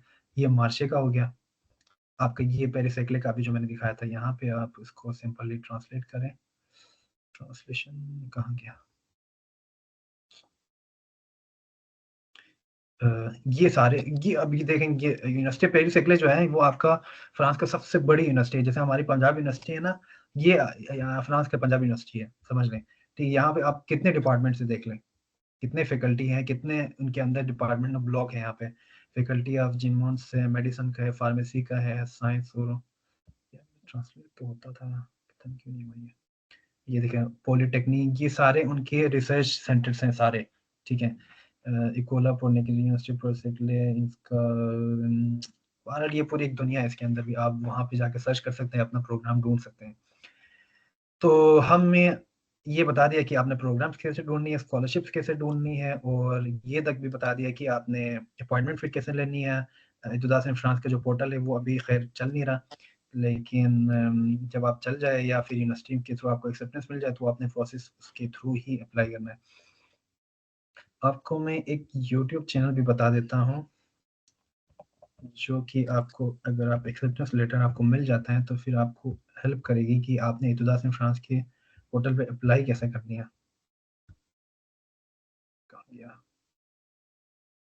कि आप यूट्यूब पे ना सिंपल ये लिख लें, इतुदास इन फ्रांस।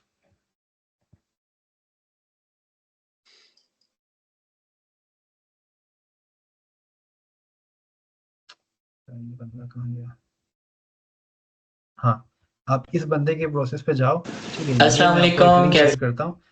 इसने ना पूरी एक सीरीज बनाई है, ठीक है, कैसे आपने अप्लाई करनी है। अगर आप यूनिवर्सिटी के थ्रू अप्लाई कर रहे हो तो आपने कैसे अप्लाई करनी है, या फिर अगर आपको एक्सेप्टेंस मिल गई है तो फिर आप कैसे अप्लाई करोगे, या आपको एक्सेप्टेंस लेटर नहीं मिला उस फिर आप कैसे अप्लाई करोगे। ये हमारा एक पाकिस्तानी है, इसने एक पूरी सीरीज बनाई है, छोटा सा सीरीज है। चैनल नेम बता दें।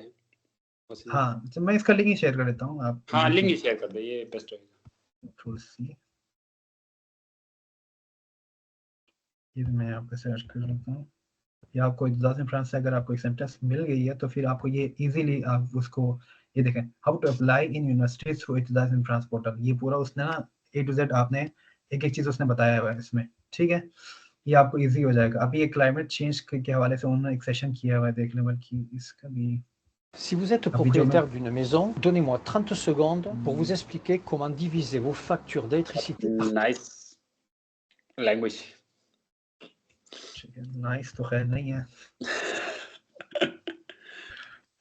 इसका भी मैं सर्च करता हूँ। अभी जो क्लाइमेट चेंज के बारे में स्कॉलरशिप के मैंने बताया था। Alright, so I'm going to wait a bit more minutes. ठीक है, ये कैंपस फ्रांस वालों ने किया हुआ है, खैर इसको मैं कैंसिल करता हूँ। यार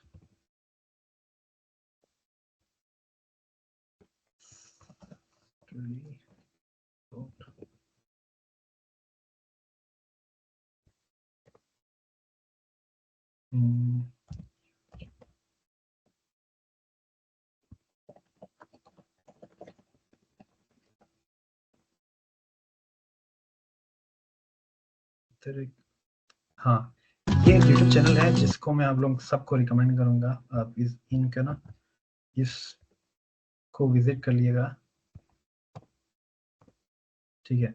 इसमें इसका ये फायदा है कि आप इसके अगर पोर्टल में जाए ना, इसके इस तरह के एक दो और भी हैं जो कि मैंने शायद मेरे ग्रुप में मैंने वो किया था, अपडेट किया था। इसके आप मसलन यहाँ पे प्लेलिस्ट में चले जाए ना, यहाँ प्लेलिस्ट में चले जाते हैं तो फिर इसमें देखें बहुत सारे पब्लिक यूनिवर्सिटी में उसने अप्लाई किया हुआ है। ये लास्ट ईयर का है। इसमें इटालियन यूनिवर्सिटीज में भी है और इसमें आपका फ्रांस के पब्लिक यूनिवर्सिटीज भी हैं बहुत सारे, ठीक है। मैं आपको दिखाता हूँ। इसमें देखें यूनिवर्सिटी ऑफ जीएमओस में भी अप्लाई किया हुआ है, university of institute of polytechnic उसमें भी किया हुआ है, कॉटेज इन फ्रांस में भी किया हुआ है। ये सारा ए टू जेड पूरा प्रोसेस ये ए टू जेड वो समझाता है कि कैसे कैसे आपने अप्लाई करना है। यूनिवर्सिटी ऑफ पेरिस से डोपाल में भी है। ये सारे ये जितने भी है ना, सारे तकरीबन मोस्टली जितने भी है ना वो फ्रांस वाले हैं, ठीक है। अच्छा, एक तो वो हो गया, ठीक है। अब आपको यूनिवर्सिटीज का भी पता चल गया कैसे अप्लाई करना है, कहाँ से अप्लाई करना है, स्कॉलरशिप का भी अप्लाई हो पता चल गया कि फ्रांस का पोर्टल का भी समझ आ गया कि इसका ये क्या काम करता है, वीज़ा कहाँ से मिलता है वो भी समझ आ गया, ठीक है। अब हम आपके नेक्स्ट स्लाइड पे चलते हैं कि करियर अपॉर्चुनिटीज यहाँ पे आपको कैसा है अगर आप फ्रांस से ग्रेजुएट होते हैं। यहाँ पे मोस्टली जितने भी कंपनीज होते हैं वो आपको वो ज़्यादातर ये वो करती हैं, मतलब वो लोग चाहते हैं कि उन लोगों को मतलब जॉब दे दें कि जिनको थोड़ी सी फ्रेंच आती है, ताकि वो लोग अपने टीम मेंबर्स के साथ या हमारे कंपनी के मेंबर्स के साथ थोड़ा सा घुल मिल जाए, ठीक है।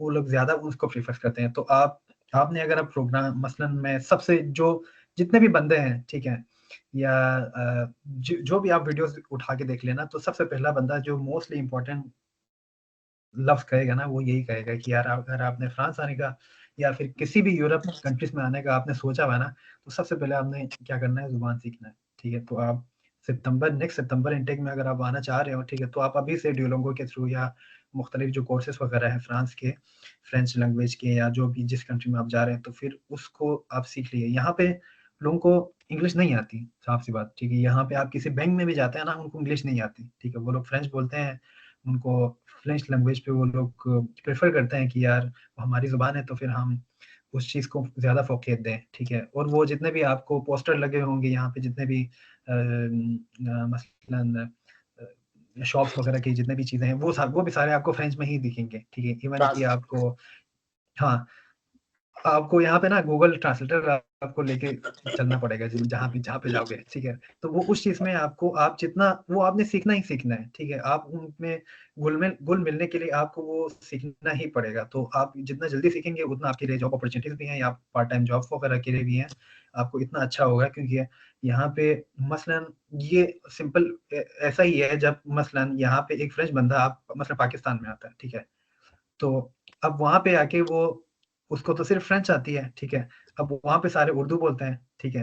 अब वो क्या करेगा, उसको उर्दू सीखना पड़ेगा ना, अब वहाँ के माहौल के हिसाब से, या फिर मसलन वो स्कर्दू आ जाए या फिर इस्लामाबाद आ जाए। इस्लामाबाद में क्या एक दो बंदे मिलेंगे जो इंग्लिश बोलते होंगे, ठीक है। बाकियों को तो आपको उर्दू सीखना पड़ेगा। वैसे ही एग्जाम्पल है जैसे कि आप यहाँ फ्रांस में मूव हो रहे हो। तो रिसर्च पोजीशन के हवाले से जो मैंने पहले बताया था, यहाँ लैब कल्चर बहुत अच्छा है, यहाँ पे पढ़ाई बहुत अच्छी है, ठीक है। यहाँ पे कम्युनिटी इंगेजमेंट बहुत अच्छी है। यहाँ पे स्टूडेंट्स के लिए बहुत ज़्यादा अपॉर्चुनिटीज़ हैं, जो कि मैं बताऊंगा कि स्टूडेंट को क्या क्या फैसिलिटीज़ हैं, जो मैं पहले आतिफ भाई को बता रहा था कि स्टूडेंट्स के लिए क्या क्या बहुत ज्यादा अपॉर्चुनिटीज है।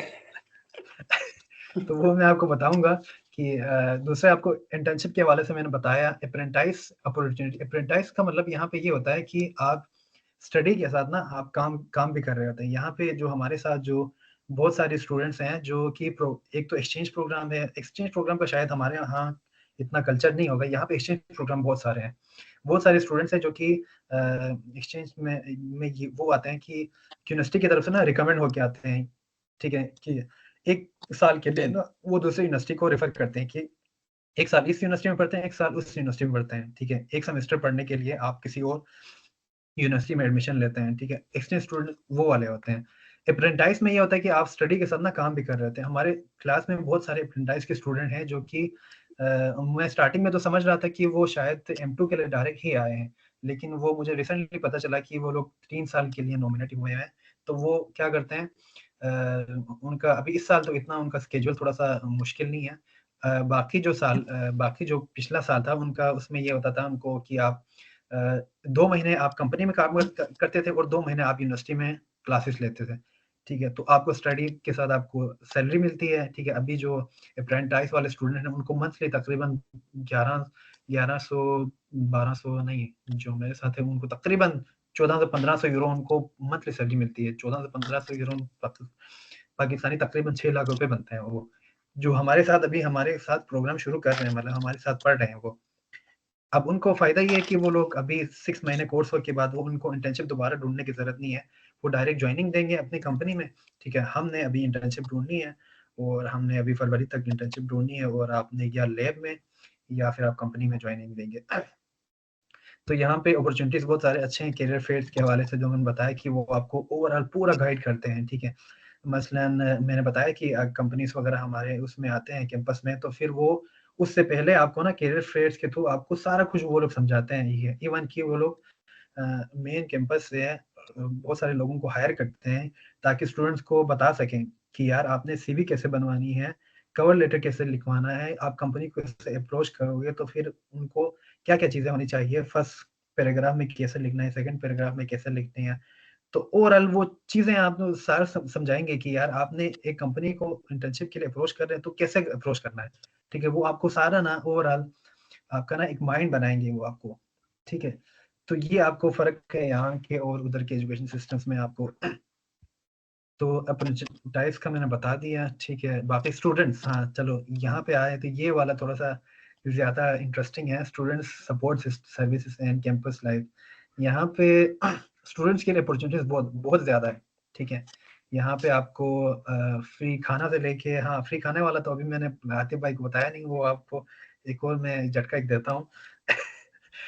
यहाँ पे मोस्टली जो फ्रेंच यूरोपियन कंट्रीज हैं, यहाँ पे हेल्थ इंश्योरेंस का वो है, जो हमारे यहाँ सेहत कार्ड वाला जो सीन हुआ था, जिसमें आप 10 लाख में या 7 लाख में आप अपना खर्च कर सकते हो, जो भी आपको बीमारी हो या आपको अपना हेल्थ कर सकते हो। तो यहाँ फ्रांस में ना आपका हेल्थ इंश्योरेंस बिल्कुल फ्री है, तकरीबन तकरीबन फ्री है। 70% जो है ना आपने गवर्नमेंट आपको पे करती है, और 30% जो होती है ना वो आपने खुद पे करनी होती है, ठीक है। और जो बाकी के मतलब जो 30% है ना वो भी आप तकरीबन फ्री करवा सकते हो, ठीक है। हमने उसके लिए भी अप्लाई किया हुआ, फ्री का। पाकिस्तानी कौम है ना, जो भी चीज फ्री में मिल जाए तो ठीक है, तो उसको भी फ्री करने के चक्कर में है, वो हमने तकरीबन फ्री करवा लिया था। अब उसमें क्या होता है, आपका मसलन आप बीमार पड़ते हो या फिर आपका मसलन मैं इस तरह ले लेता हूँ कि मैं ग्लासेस यूज करता हूँ, आपका ग्लासेस भी टूट गया ना तो आपका वो भी आपको फ्री में बनवा के दे देंगे। इस तरह का आपको हेल्थ इंश्योरेंस का ये फायदा है। हाँ, दूसरा यहाँ पे स्टूडेंट एसोसिएशन या इंटरनेशनल स्टूडेंट ऑफिस जो होती हैं हर कंट्री में, हर यूनिवर्सिटी में होती है, ठीक है। वो आपको फैसिलिटेट करती है हर हवाले से, आपको रेजिडेंस के हवाले से, या फिर कोई मुश्किल आती है, या फिर आपको फाइनेंशियली कोई इशू होता है, या फिर यूनिवर्सिटी में आपको सीवी के हवाले से या कोई भी जॉब पार्ट टाइम जॉब के हवाले से आपको ढूंढना चाहते हैं, तो हर लिहाज से ना आपको वो लोग इंगेज रखते हैं, आपको ना आपकी हेल्प करते हैं। तो आईएसओ बोलते हैं इनको, यहाँ पे तो आईएसओ बोलते हैं, इंटरनेशनल स्टूडेंट ऑफिस से पता नहीं क्या उसका मुखाफफ है।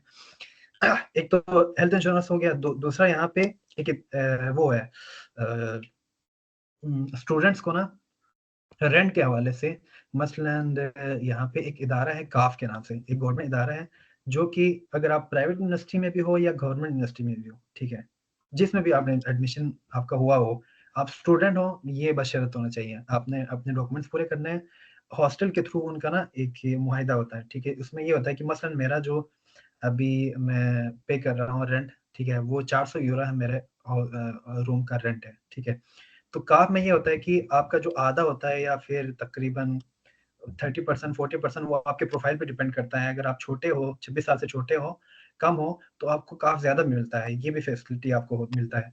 तो उस लिहाज से फिर आपके ना प्रोफाइल के बेस पे आपके फाइनेंस के हवाले से के लिहाज से ना आपको काफ मिलता है। आपको कुछ हॉस्टल्स में काफी ज्यादा भी मिलता है, कुछ में कम मिलता है।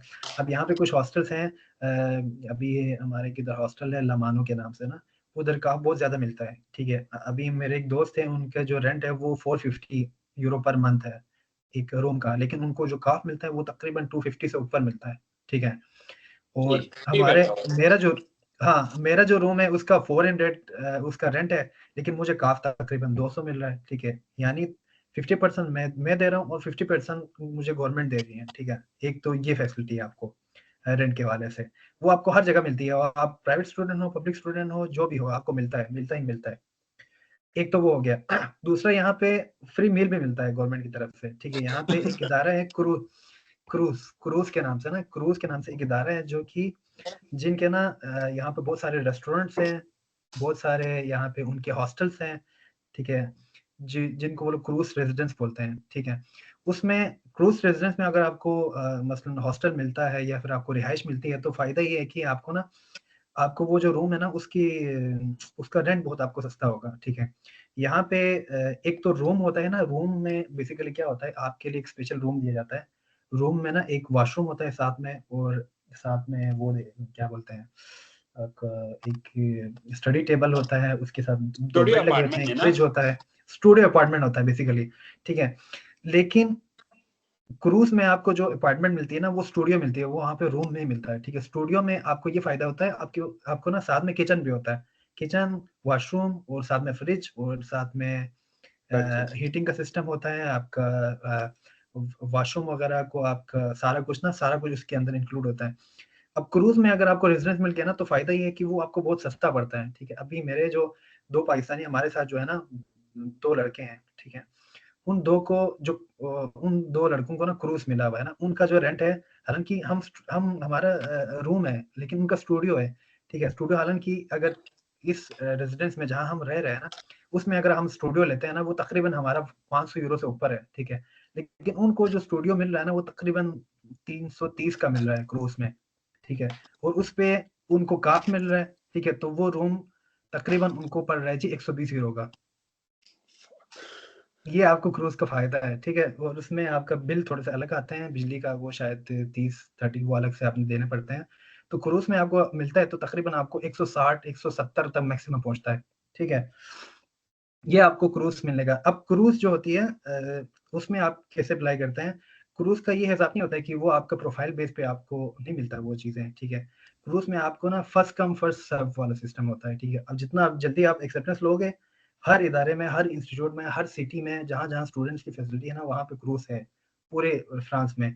तो वहाँ पे आपने ना उस इंस्टीट्यूट के हवाले से उसमें ना उस उनके साथ कांटेक्ट करना होता है। वहाँ पे वो लोग आपको, आप उनके साथ कांटेक्ट करने के बाद ना आप क्रूज के अप्लाई करते हो ना, जितना आप जल्दी अप्लाई करते हो ना, उतना जल्दी आपको क्रूज मिलने के चांसेस होते हैं। यानी क्रूज में आपको रूम मिलने के चांसेस होते हैं। फर्स्ट कम फर्स्ट सर्व वाला सिस्टम होता है क्रूज में।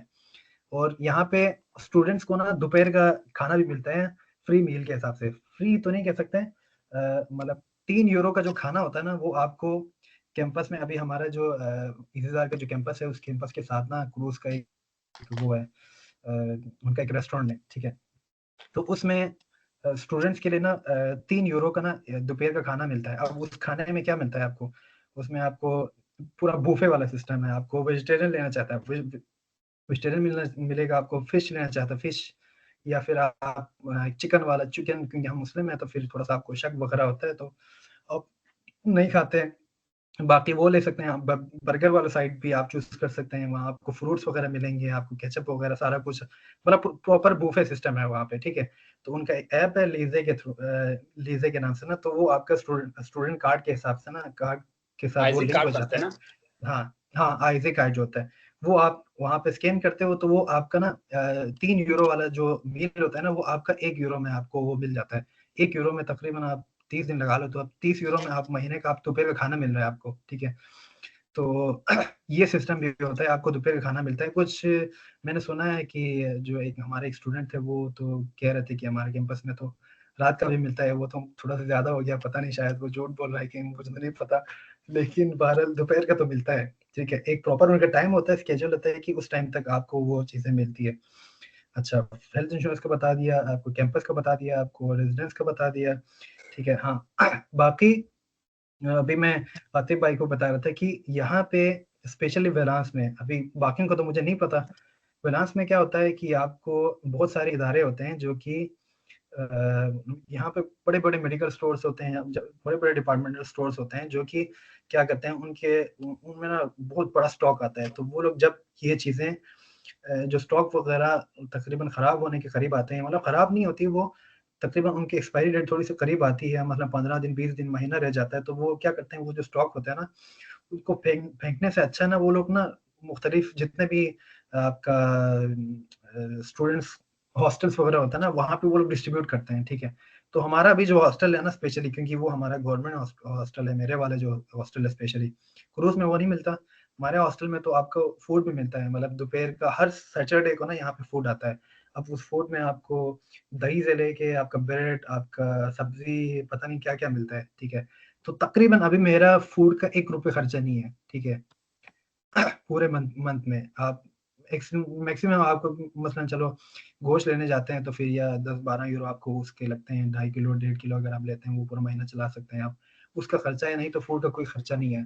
तो इस तरह के आपको फैसिलिटीज़ काफ़ी मिलेंगे फ्रांस में, आपको यहाँ पे उसके अलावा भी बहुत सारे इदारे हैं, यहाँ पे क्रॉक्स के नाम से एक इदारा है जो कि फ्री फूड का काम करते हैं, जिसमें आपको आप अपना नाम लिखवाते हो, उस डेट को मैं आऊँगा कह के।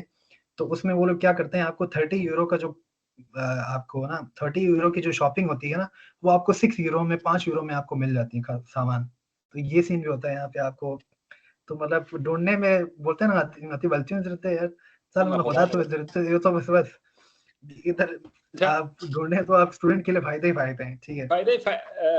वैसे वसीम भाई ये सारे प्रोसेस जो है ना यहाँ पे भी है। जैसे कि स्टूडेंट जब आप कार्ड आइजिक कार्ड कहीं भी दिखाते हैं ना, जो इंटरनेशनल हाँ, स्टूडेंट कार्ड होती है, वो दिखाने के बाद हमें लगता है कि इस मुल्क का वज़ीर आज़म भी मैं खुद तो हूँ, है ना? कि मतलब हर जगह पे हाँ जी, हाँ सहूलत ही जी। सहूलत है, हर जगह पे डिस्काउंट है, ठीक ही नहीं है। तो ये चीज़ तो होता है इंटरनेशनल स्टूडेंट्स के लिए, वो हाँ, अपॉर्चुनिटीज़ बहुत अच्छी होती है। बाकी हम पहले हमारे जो बाप-दादा होते थे वो लोग नती नती उम्र को 2 साल 3 साल सुनसे भी आप पता है ताकि मसलन 98 पैदाइश इन 2 छान चीज़ 2000 भी आप 3 साल सुनसे भी आप पता है उसका जो फ़ायदा हमें लॉजिकली समझ नहीं आता था कि यार ये कब फ़ायदा आएगा, ठीक है? वो आपको इधर फ्रांस में काफ़ी ज़्यादा फ़ायदा होगा कि अगर आप 26 साल से छोटे हो ना, ठीक है? तो आपको ये जो रेंट वगैरह है और आपका काफ वगैरह है, इवन कि आपका जो बस पास वगैरह है, उसमें भी अगर आप 26 साल से कम हो ना, तो आपको 10 यूरो का पड़ेगा। अगर आप 26 साल से ज़्यादा हो ना, तो आप एक एलीट या एडल्ट कंसिडर होगा ना, तो आपको वो 20 यूरो का पड़ेगा। तो उसमें ये भी फैसिलिटी आपको मिलेगी यहाँ पे। तो क्वेश्चंस ये लें फिर वसीम भाई। कुछ ज़्यादा ही तारीफ़ें हो गई भारत स्टूडेंट्स बाकी ये जो चीज़ें हैं वीज़ा वगैरह के हवाले से, तो वो मैं आपको क्वेश्चंस वगैरह में कवर करूँगा अगर आप क्वेश्चंस वगैरह पूछते हैं, ये जो लिंक्स वगैरह जो मैंने बताए थे। बाकी आप क्वेश्चंस पूछ लें अगर किसी के कुछ कोई क्वेश्चंस डाउट्स पूछ ले वगैरह है आप, जो जिसके जो भी क्वेश्चंस है। देखिए फुल वो हो के पूछे, आप लोगों का मैं मतलब हैंड वो करते हैं तो भी मैं वो करता हूँ। तो बाकी हर किसी का जो है ना वो ओपन ही है आई थिंक, तो आप पूछ सकते हैं क्वेश्चन एक एक करके। हेलो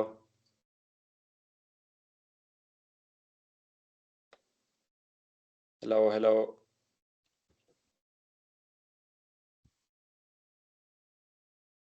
मैं ओपन रखा हुआ है ना, मैंने माइक तो सबके ओपन है। जी जी आप क्वेश्चन पूछ जी सकते हैं। मेरा क्वेश्चन था जी जी जैसे सोशल साइंसेस के लिए साइकोलॉजी मेरा फील्ड है तो उसके लिए अभी मैं बाकी कंट्रीज में सर्च कर रही हूँ तो बहुत ज़्यादा डिफ़िकल्टीज हो रही है। तो यहाँ पे इधर भी ऐसे कोई है इशू आता है या नहीं? मैंने इसका तो सर्च नहीं किया। तो सोशल साइंसेस के बारे में कुछ पता है तो आप बता दें। सोशल साइंस के बारे में आपको मैंने बताया था कि वही आप पोर्टल जो है ना, वहाँ पे आप सर्च कर सकते हैं। बाकी यूनिवर्सिटी के क्या कहते हैं डिपार्टमेंट्स वगैरह पे आप जाके आप वहाँ अपना प्रोग्राम सर्च कर सकते हैं। हमारी यूनिवर्सिटी में तो शायद असल में मैं थोड़ा-सा इंजीनियरिंग बैकग्राउंड का हूँ, तो मुझे साइकोलॉजी के हवाले से इतना ख़ास मुझे पता है नहीं। लेकिन मैंने आपको पोर्टल बता दिया कि आप वहाँ पे सर्च कर सकते हैं साइकोलॉजी के हवाले से या फिर दूसरे जो प्रोग्राम्स वगैरह हैं या ज़रूरी नहीं है कि आप उसी उसी पोर्टल पे ही रिलाई कर रहे हैं, आप बहुत सारे और भी यूनिवर्सिटीज़ हैं, ठीक है? मैं एक यूनिवर्सिटी का एक बहुत सारे मेरे पास एक वो है बल्कि मैं एक वो शेयर भी करता हूँ। एक मेरे पास लिस्ट है यूनिवर्सिटी की, फ्रांस की। वो अगर है तो फिर मैं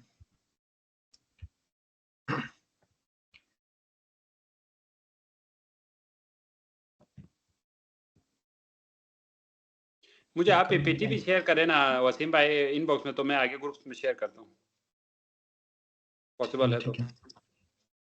हाँ बिल्कुल ना सर। यार ये नीचे क्यों नहीं हो रहा?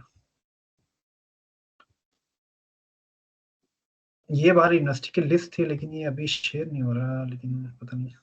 मुझे आप भेज दें, मैं ग्रुप में शेयर करता हूँ वसीम भाई। ठीक है, मैं तुम्हें भेज ठीक दूंगा है। ना तो उसको अच्छा रिसर्च अल्फा सिस्टर, आपके लिए एक वो है कि अगर आप देखें, अगर आप स्कॉलरशिप के उसमें हो तो फिर स्कॉलरशिप के लिए आपको ये चीज़ें जैसे कि वसीम भाई ने बताया, पोर्टल्स पे जाके आपको रिसर्च करना पड़ेगा।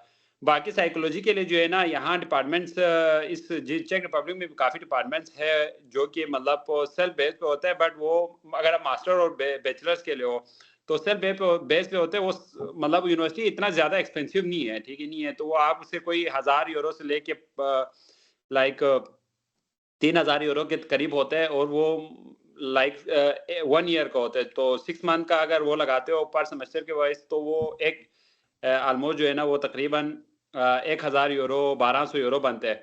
तो मेरा ख्याल से अगर आप उधर अप्लाई करते हो तो वो भी आपके लिए अच्छा ऑप्शन है। जी नेक्स्ट क्वेश्चन सर प्लीज। मेरा पीएचडी का है। तो पीएचडी का तो है तो फिर आप अप्लाई करें, आप मुझे वो कर ले, क्या नाम है, आप मुझे इनबॉक्स करें। पीएचडी का है तो फिर यहाँ स्कॉलरशिप है बहुत सारे, तो मैं आपको मतलब किसी ऐसे पीएचडी बंदे का से मैंने आपको प्रोसेस arrange बताया था कर कि आपने ना वही जो हम चाइना वगैरह में अप्लाई करते हैं या फिर लैब्स के थ्रू होता है, आप प्रोफेसर्स वगैरह से कांटेक्ट करते हो क्योंकि वहाँ पे बहुत सारे फंडिंग होती है उनके पास ना, तो आप प्रोफेसर के थ्रू ही होती है पीएचडी वगैरह के हाँ, लिए। पीएचडी इसमें वालों भी के जो लिए मैंने प्रोफेसर दिखाया के ना, थ्रू ही होता है।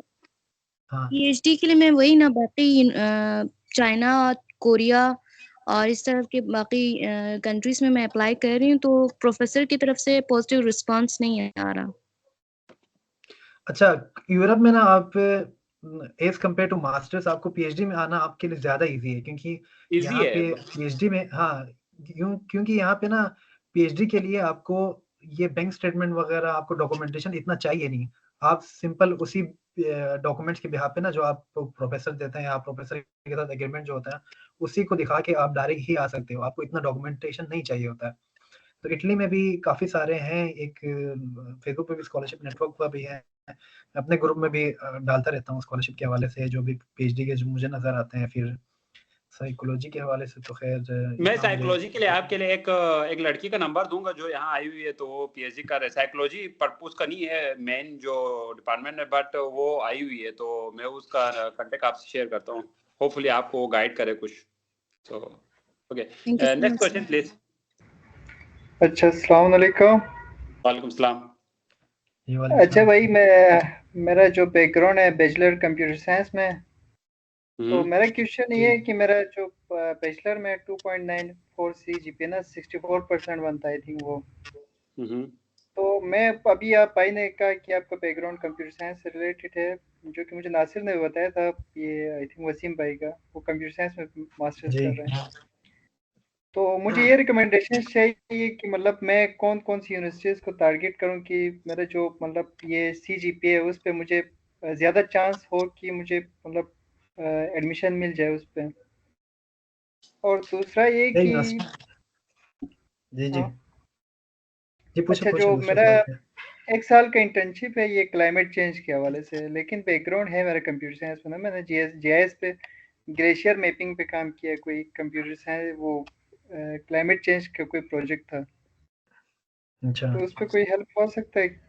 मतलब मुझे समझ नहीं यार आ रहा बात। देखें, एक सिंपल सी चीज मैं आपको एक लॉजिकली बताता हूँ कि मसलन आपने बीएस कंप्यूटर साइंस में किया हुआ है या फिर आपका बैकग्राउंड जो भी है बैचलर में ना, जरूरी नहीं है कि यार आप मास्टर्स बिना आप बीएस में कंप्यूटर साइंस में ही ढूंढो, ठीक है। मास्टर्स एक रिसर्च होती है, एक स्पेसिफिक प्रोफाइल होती है, आप जरूरी नहीं है कि आप कंप्यूटर साइंस में ही घुसो। कंप्यूटर साइंस के अंदर भी एआई है, साइबर सिक्योरिटी है, आपका एम्बेडेड सिस्टम, अभी जैसे मेरा प्रोग्राम है, ठीक है, मेरा जो बैकग्राउंड है ना वो सॉफ्टवेयर इंजीनियरिंग का है, ठीक है, लेकिन मैं यहाँ पे एम्बेडेड सिस्टम कर रहा हूँ। एम्बेडेड सिस्टम आपका इलेक्ट्रिकल इलेक्ट्रॉनिक्स से रिलेटेड है, ठीक है। अब उसका ये बिल्कुल बैकग्राउंड बिल्कुल चेंज है, ठीक है। इसमें इलेक्ट्रिकल और ये जितने भी सब्जेक्ट मैं यहाँ के स्टडी कर रहा हूँ ये मैंने पहले कभी नहीं स्टडी किया हुआ, ठीक है।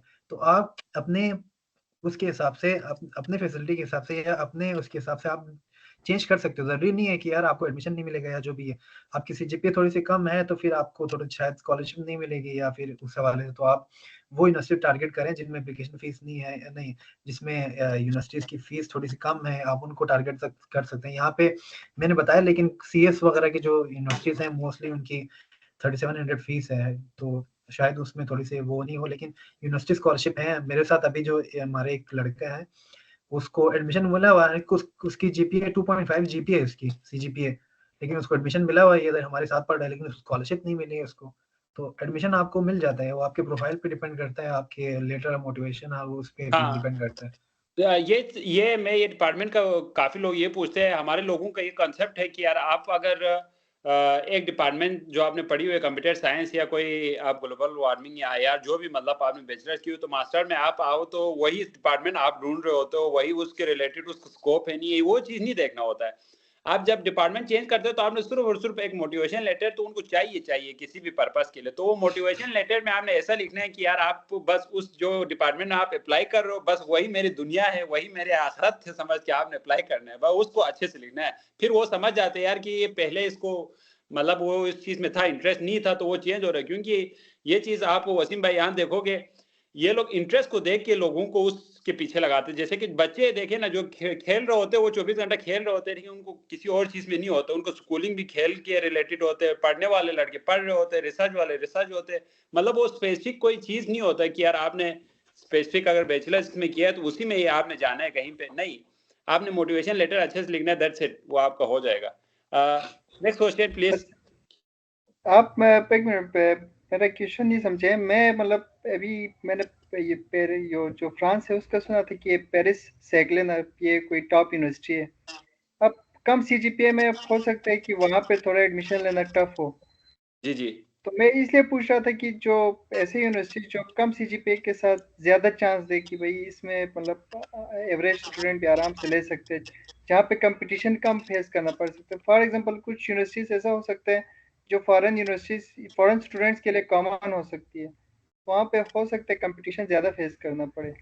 मैं इस हवाले से पूछ रहा था। और बाकी जो आप लोगों ने मोटिवेशन लेटर लिखे हैं ड्यूरिंग एडमिशन के लिए, तो वो भी काइंडली शेयर कर दीजिएगा। हाँ तो वो फिर बहुत जरूरी है। अभी मैं डिपार्टमेंट जो है वो चेंज कर रहा हूँ, ठीक है, नहीं है अभी मैं पॉलिटिकल साइड पे आ रहा हूँ। पहले मेरा इंग्लिश लिटरेचर था, आपको मैंने मोटिवेशन ऐसा लिखा हुआ है कि उसमें मैंने कहा है बस मेरा सब कुछ पॉलिटिक्स है, ठीक है, नहीं है सो मैं तो किसी और साइड पे मैं जा ही नहीं सकता भाई, मैं गलती से वहां गया था, मैं सब कुछ पॉलिटिक्स है भाई अब तो, ठीक है। नहीं तो वो बस अभी परसों मुझे टीचर कह रही थी प्रोफेसर कि सडनली क्या हुआ अली की आप चेंज कर रहे हो, मुझे सारे यहाँ अली कहते हैं ना, तो सडनली आपको ये क्या हुआ कि आप चेंज कर रहे हो। मैंने कहा यार बस मेरा दुनिया ही बस सब कुछ वही है पॉलिटिक्स है, तो मैं अभी पॉलिटिक्स तो आपको मैं जी जी बिल्कुल, मैं भी यही कह रहा हूँ कि आप लोग मोटिवेशन लेटर वो चेंज करें। मैंने भी मतलब कोई अपने से लिखे हुए 2-3, तो मैं चैट जरूर जीपीटी पे कंपेयर लगाओ कर जी, लेता हूँ। आपको एक दिन इस तरह बना के दे देना। एनीवे मैसम हैदरी भाई आप राइजिंग हैंड कर, आप प्लीज क्वेश्चन कर सकते हैं, ओपन है तो आपको माइक। अस्सलाम वालेकुम सलाम। सलाम। वसीम भाई और आतिफ भाई। Thank you. हम भाई अभी मेरा एसएससी कंप्लीट हुआ है इन प्री इंजीनियरिंग।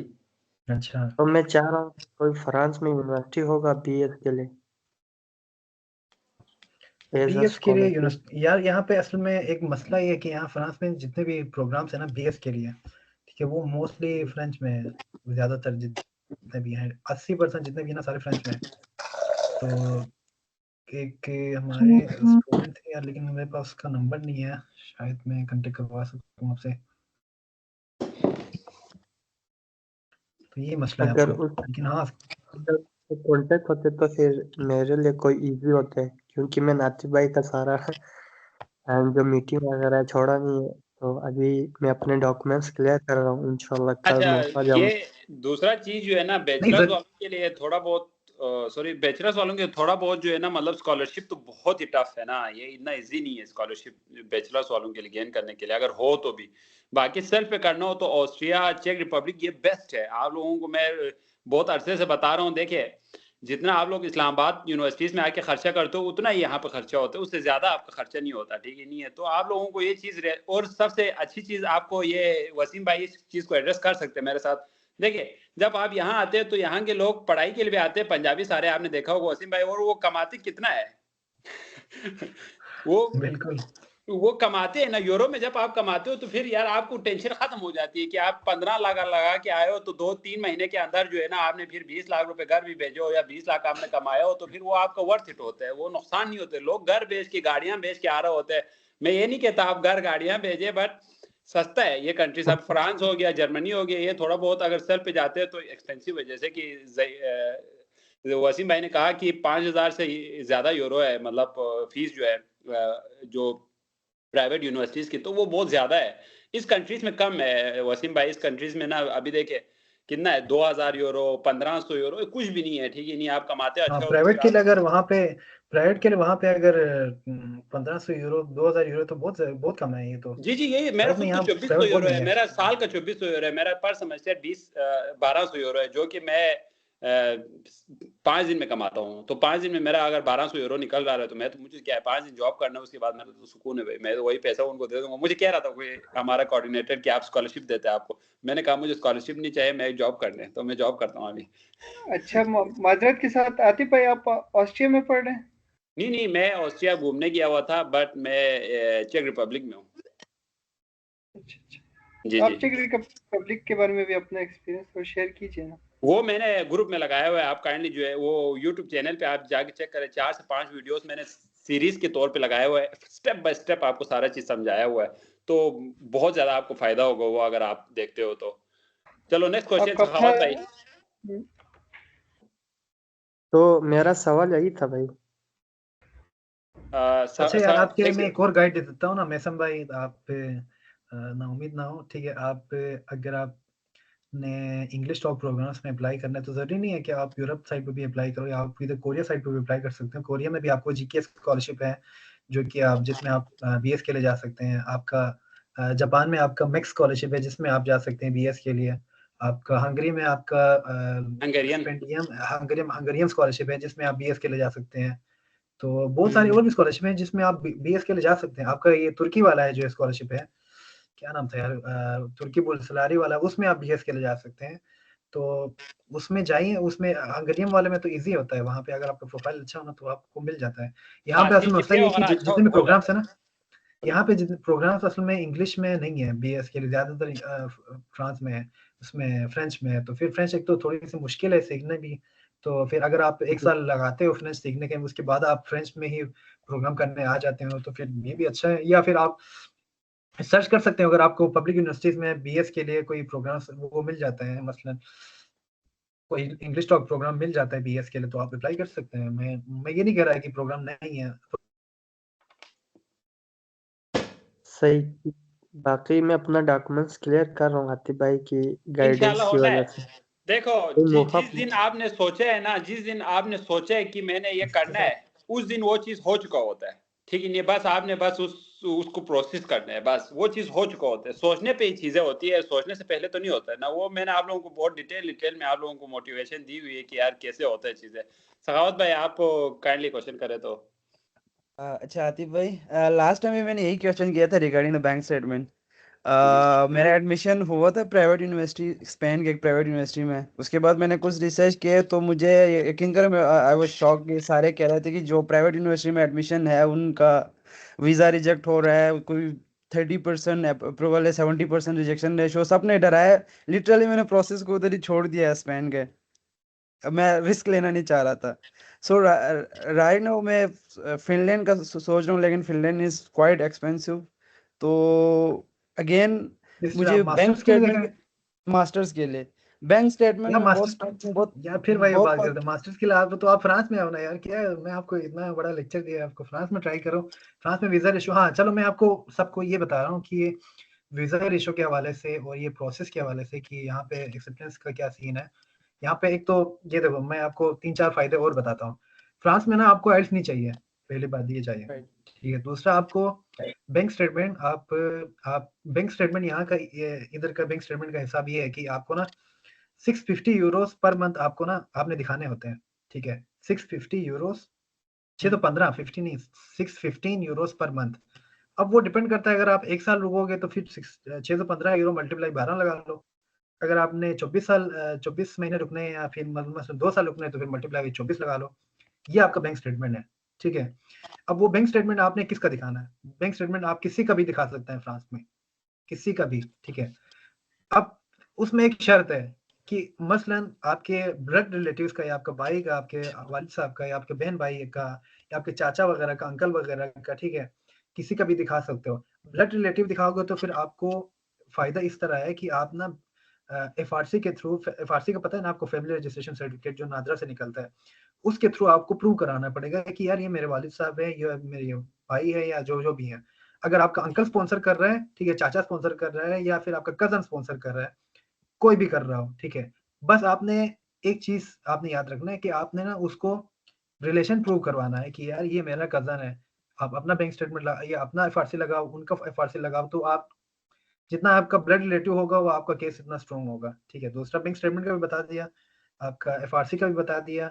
अब बेसिक डॉक्यूमेंट फ्रांस में ना जो डॉक्यूमेंटेशन बहुत ईजी है, ठीक है, कोई मेल जोल कुछ भी नहीं है, ठीक है। आपको पुलिस सर्टिफिकेट वगैरह सारा कुछ भी नहीं चाहिए होता, ठीक है। आपको क्या कहते हैं, हेल्थ सर्टिफिकेट, फलान फिस्तान वगैरह कुछ भी नहीं चाहिए होता। बेसिक डॉक्यूमेंटेशन है, ठीक है। उसकी एक लिस्ट है, आपको कोई 5-6 डॉक्यूमेंट्स जो आपको मेन जो पॉइंट्स है वो है ना, एडमिशन लेटर हो गया, आपका वीजा फॉर्म हो गया, आपका 1-2 तस्वीरें हो गई, आपका बैंक स्टेटमेंट हो गया। ये मेन डॉक्यूमेंट जो होती है ना वो उसमें आपका उसकी वजह से होता है। वीजा रेशो बहुत अच्छा है, 90% से ऊपर आपका वीजा रेशो है। अपॉइंटमेंट आपको बहुत जल्दी मिलती है, ठीक है। मैं आपको अभी इसको भी बता रहा था अपना अपॉइंटमेंट वाला, ठीक है। मुझे आके 3 महीने हुए, ठीक है। मैंने अपना प्रोसेस कब शुरू किया था पता है? मैंने मई में अपना प्रोसेस शुरू किया था, ठीक है।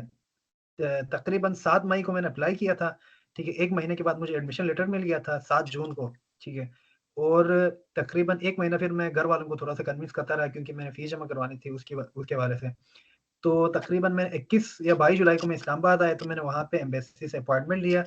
तो मुझे अपॉइंटमेंट मिली थी 10 सितंबर की, ठीक है, क्योंकि मैं थोड़ा-सा लेट हुआ था, मेरी क्लासेस 2 सितंबर से थी, तो फिर मैं थोड़ा-सा लेट हो गया था। तो 10 सितंबर की मुझे अपॉइंटमेंट मिली थी, तो उसको मैं थोड़ा-सा आगे भी लेके आने की कोशिश किया था लेकिन वो मिला नहीं। 10 सितंबर को मेरा अपॉइंटमेंट था एम्बेसी में और मैं डॉक्यूमेंट लेके गया। 10 सितंबर में मेरा डॉक्यूमेंट जमा हुआ है, उसी दिन मेरा इंटरव्यू हुआ है। इंटरव्यू बहुत ईज़ी होता है, 3-4 क्वेश्चन वो लोग पूछते हैं आपके प्रोग्राम के हवाले से, आप क्यों जाना चाहते हैं, आपका स्पॉन्सर कौन है, या आप वहाँ जाके आप क्या करोगे, आप ना 4-5 क्वेश्चन वो लोग पूछते हैं। बेसिकली उस वो आपका कॉन्फिडेंस देखते हैं कि यार वो बंदा जाके उधर सर्वाइव कर सकेगा कि नहीं, यही देखते हैं। वो आपका डॉक्यूमेंटेशन अगर पूरा हो ना तो आपको वो भी इतना खीस-खास नहीं करते हैं, ठीक है। 10 सितंबर को मेरा वीज़ा इंटरव्यू हुआ है, 11 को मेरा एतोज़ाज़ में फ्रांस का जो पोर्टल है वहाँ पे स्टेटस चेंज हुआ है, 12 को मैं अपना पासपोर्ट मैंने कोलेक्ट किया, 2 दिन के अंदर वीज़ा वो हो गया है भाई। प्रोसेस। आप तो बहुत लकी है। नहीं असल में अच्छा ये इसमें एक ये एक नहीं, चीज सिर्फ ये मेरा नहीं है, हाँ सिर्फ मेरा नहीं है, ये फ्रांस में ऐसा ही है, आपको 1 हफ्ते के अंदर आपको क्लियर हो जाती है। एक्चुअली ये उतना हम रिसर्च इतने ज्यादा कर रहे हैं ना कि कोई बंदा कुछ कहता है, कोई कुछ कहता है, बहुत पजल होते हैं कि यार क्या है, क्या होगा, डर होता है अंदर से। नहीं नहीं मैं असल में लोगों को इसलिए रिकमेंड कर रहा हूँ क्योंकि यहाँ पे ना फ्रांस में अभी अवाम बहुत कम है पाकिस्तानी, ठीक है। तो आपको जब एक जगह पे ना अवाम बहुत कम होती है, एप्लीकेंट्स कम होते हैं ना, तो वहाँ पे वीज़ा रेशो अच्छा होता है। अभी इटली में अवाम ज़्यादा क्यों है? वहाँ पे एम्बेसी में अपॉइंटमेंट क्यों नहीं मिलती? इसलिए नहीं मिलती कि इटली में ना, एक तो इटली में स्कॉलरशिप बहुत है, आपको रीजनल स्कॉलरशिप में 6-6 7,000 यूरो आपको स्कॉलरशिप मिलती है। दूसरा आपको एम्बेसी में और आपको एक्सेप्टेंस लेटर बहुत मिलते हैं। मसलन मैं अपने बताऊँ तो फिर मैंने लास्ट ईयर इटली में अप्लाई किया था, तो मेरा 3 यूनिवर्सिटी में एडमिशन हुआ था। यूनिवर्सिटी ऑफ वेरोना में हुआ था, कटानिया में हुआ था और एक और यूनिवर्सिटी में हुआ था। तो मुझे एक्सेप्टेंस भी मिल गया, प्री एनरोलमेंट भी मैंने करवाया। मसला ये हुआ कि मुझे वीज़ा क्या कहते हैं एम्बेसी में अपॉइंटमेंट ही नहीं मिली। तो ठीक इटली है, का अब वही है ना, अपॉइंटमेंट अपॉइंटमेंट ही नहीं मिले तो फिर इटली में क्या होता है, एप्लीकेंट ज़्यादा होते हैं, फिर तो वीज़ा रेशो बिल्कुल तकरीबन 10% उनका वीज़ा रेशो है। यार ठीक भाई है। आप सब जो है ना एक निकले, बस आप सब निकले भाई, एक एक चीज दफा आप लोग सोचे और निकले, आप लोगों को हो जाता है। अभी भाई सखावत भाई सॉरी टू से, ठीक है, ये बोलना नहीं चाहिए, पर देखे आप क्लियर नहीं हो।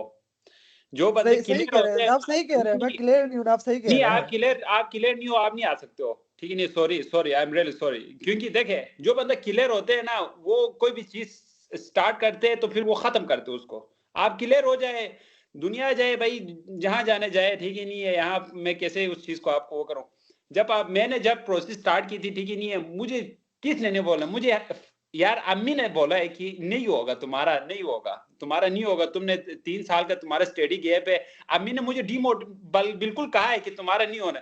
फिर मैंने अम्मी को कब बताया पता है, जब मैं वीजा का जो मतलब ईमेल मुझे आया, मेरा गारंटीड हुआ था वीजा जो है ना उनके पोर्टल के ऊपर, तो फिर मैंने अम्मी को बताया अब मैं यूरोप जा रहा हूँ अम्मी, तो आखिरी दफा गले मिले, फिर कब मिलेंगे क्या पता, कि फिर मैं सलाम करके मैं आया हूँ। अम्मी को यकीन नहीं आया उस टाइम पे भी कि यार मेरा वीजा लग गया है यूरोप का, ठीक है नहीं है।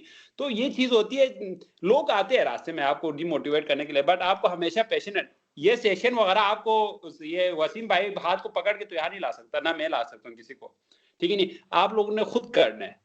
ये वसीम भाई का शुक्रिया, ठीक ही नहीं, जो इतना टाइम स्पेशल टाइम निकाल के आए हुए, ठीक ही नहीं है। अगर हम सारे कुछ ये कर रहे हैं, 2-4 लफ्ज भी बोल रहे हैं ना, वो 2-4 लफ्ज आप लोगों के लिए जो ना बहुत कीमती है।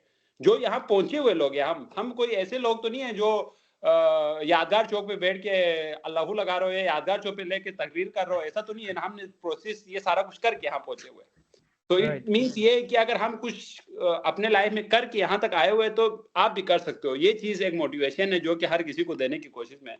अच्छा, किसी और भाई की क्वेश्चन है तो कर ले फिर कर ले।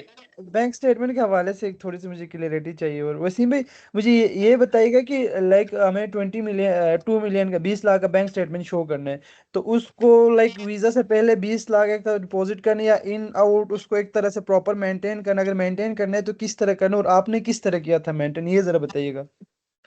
देखिए मैं अपना बताऊंगा तो आप लोग फिर हैरान होंगे, लेकिन चलो मैं बता देता हूँ।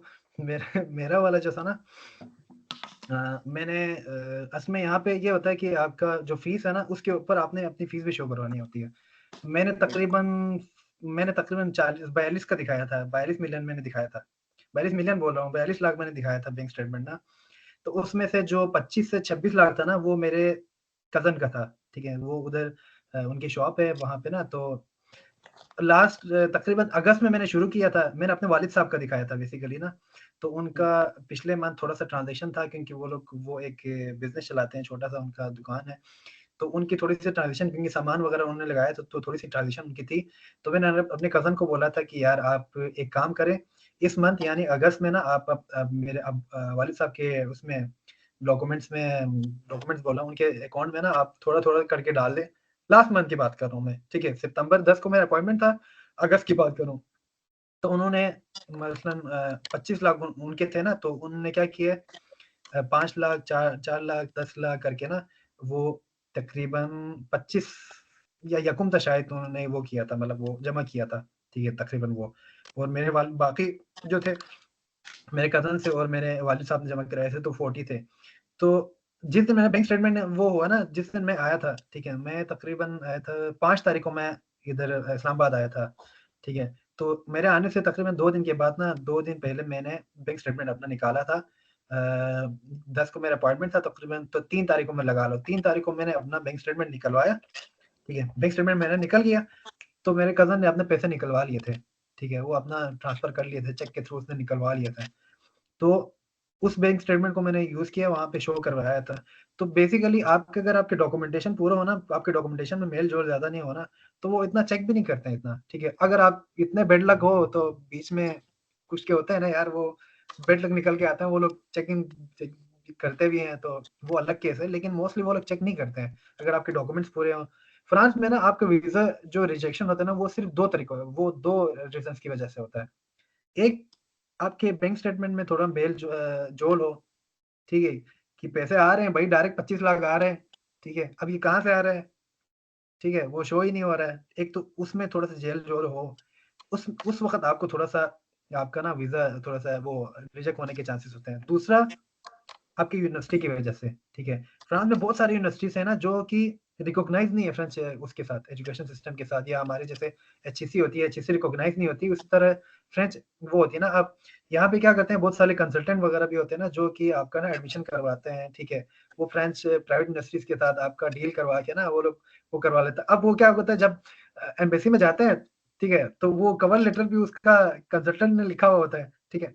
तो वो पूछ कुछ और रहा होता है और उसके आंसर कुछ और निकल रहे होते हैं, ये होता ठीक है। तो उसके साथ ना वो मेल-जोल हो नहीं पा रहा होता है ना।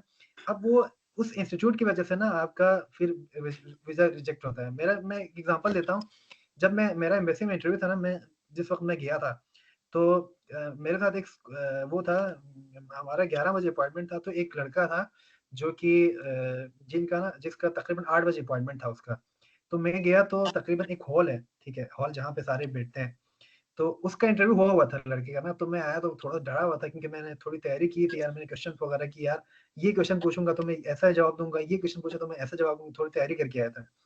तो उसने ना मुझे थोड़ा सा मोटिवेट किया कि यार क्वेश्चन इजी होते हैं, ये वो सारा कुछ ना। तो हम इंटरव्यू दे के आए।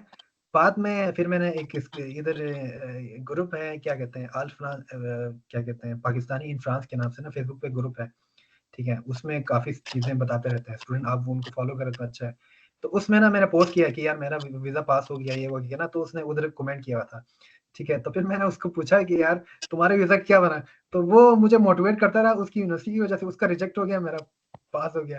ये इस तरह होता है बिल्कुल यार, तो ये चीज इस तरह के केसेस भी होते हैं। तो आप आप जितना लोगों हो को ये सके जैसे पब्लिक कि यूनिवर्सिटीज को टारगेट करें। हाँ, वसीम भाई जैसे कह रहे हैं कि ना ग्रुप देखो, ऑल पाकिस्तानी चेक का ग्रुप भी है, ऑल पाकिस्तानी ऑस्ट्रिया का भी है, इटली का भी है। ये जरूर, ये जो है ना ग्रुप, ये जरूर जो है ना इनको लाइक और पेज को जो है ना फॉलो कर। यार आप लोग ये बल्कि सारे हमारे लोग कैसे बकवास लोगों को देख रहे थे, मैं तो इनसे जान छुड़वाने के चक्करों में वो व्लॉगर सारों से वो उससे नहीं छुड़ रहा है। बस इन चीजों को फॉलो करे तो फायदा। मेरा हमारे पूरे टाइम लाइन में सिर्फ इसी तरह चीजें आती है कि यार फलाना जगह पे फिस्ताना हुआ है, फलाना जगह पे फिस्ताना। हमारा तो सिर्फ और सिर्फ यही स्टडी के रिलेटेड और यूनिवर्सिटी के रिलेटेड ये हमें वो आते रहते हैं। तो वो चीज अच्छी है, आप लोग उनको फॉलो जरूर करें जो भी ये ग्रुप्स है। तो नेक्स्ट क्वेश्चन किसी का है तो आप पूछ सकते हो, वरना फिर हम आहिस्ता वाइंड अप करते हैं इसको। तो ये आज जो सेशन है वो थोड़ा बहुत तो मैस अप हुआ है, उसके लिए अगर आप लोगों को नजर आ रहे हैं तो ना, ये ग्रुप है ये, ठीक है, इसमें आप लोग ज्वाइन करो, पाकिस्तानी स्टूडेंट इन फ्रांस के नाम से ना। यहाँ पे जो भी एफिलिएट आवर है ना, हाँ पिक्चर को ये मैं ग्रुप में शेयर करूंगा ना, इसके स्क्रीनशॉट ना, इसमें आप लोग ज्वाइन हो। इसमें ना जितने भी स्टूडेंट्स आते हैं, जितने भी जो लोग इंटरव्यू देने जाते हैं या फिर जिनका एक्सपीरियंस होता है ना, वो अपना एक्सपीरियंस शेयर करते हैं कि यार मुझसे आपने ये किया था। क्वेश्चन ये चीजें ना। हाँ हाँ, मेरा अपना पोस्ट भी पड़ा हुआ है इसमें, आप लोग देख सकते हैं। मेरे भी पढ़ा हुआ है, मैंने भी किया हुआ है क्यों हर कोई यही करते हैं। ये जो बाहर जो जितने भी लड़के आए, कसम से जितने भी लड़के आए, सारों का प्रोसेस हम सारों का सेम है ऑलमोस्ट, जो है ना कि हमने जो भी स्ट्रगल फेज हमारा सबको गुजरा है वो सेम है, बस कंट्रीज डिफरेंट है, बाकी सारा प्रोसेस वही है। तो विच इज रियली गुड। अच्छा, किसी और भाई के क्वेश्चन है तो करे, वरना हम इस चीज को वाइंड अप करते हैं इधर ही। तो बहुत शुक्रिया आप सबका आने का। प्रोसेस स्टार्ट बस वल्ला दूसरे फ्रांस, जैसे कि वसीम भाई ने बताया कि इतना इजी है, तो अगर आप फ्रांस में अगर कोई 10-15 लड़के नहीं पहुंचते फिर क्या फायदा में दिया, मतलब बहुत तो वो है, मतलब जाया है ये चीजें। ये आप लोगों को आखिरी मौका है, क्योंकि ये हर वक्त इस तरह सेशन नहीं हुआ करेंगे, ठीक है ना। हर वक्त आपको इस तरह मोटिवेशन नहीं मिलेगा लाइव किसी बंदे से, इनमें जैसे कि इन पर्सन मुझे अभी वसीम भाई से बहुत ज्यादा मोटिवेशन मिला है, काफी चीजें सीखने को मिला है। तो ये चीजें बार बार नहीं होता। अख्तर राजू भाई, आप अगर क्वेश्चन करना चाह रहे तो करें प्लीज। जी अख्तर भाई। हेलो अख्तर भाई, आप अपना माइक खोले प्लीज।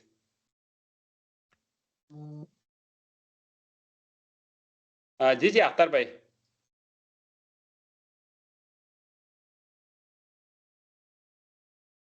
सईद अली रजा भाई, आप करें क्वेश्चन प्लीज फिर।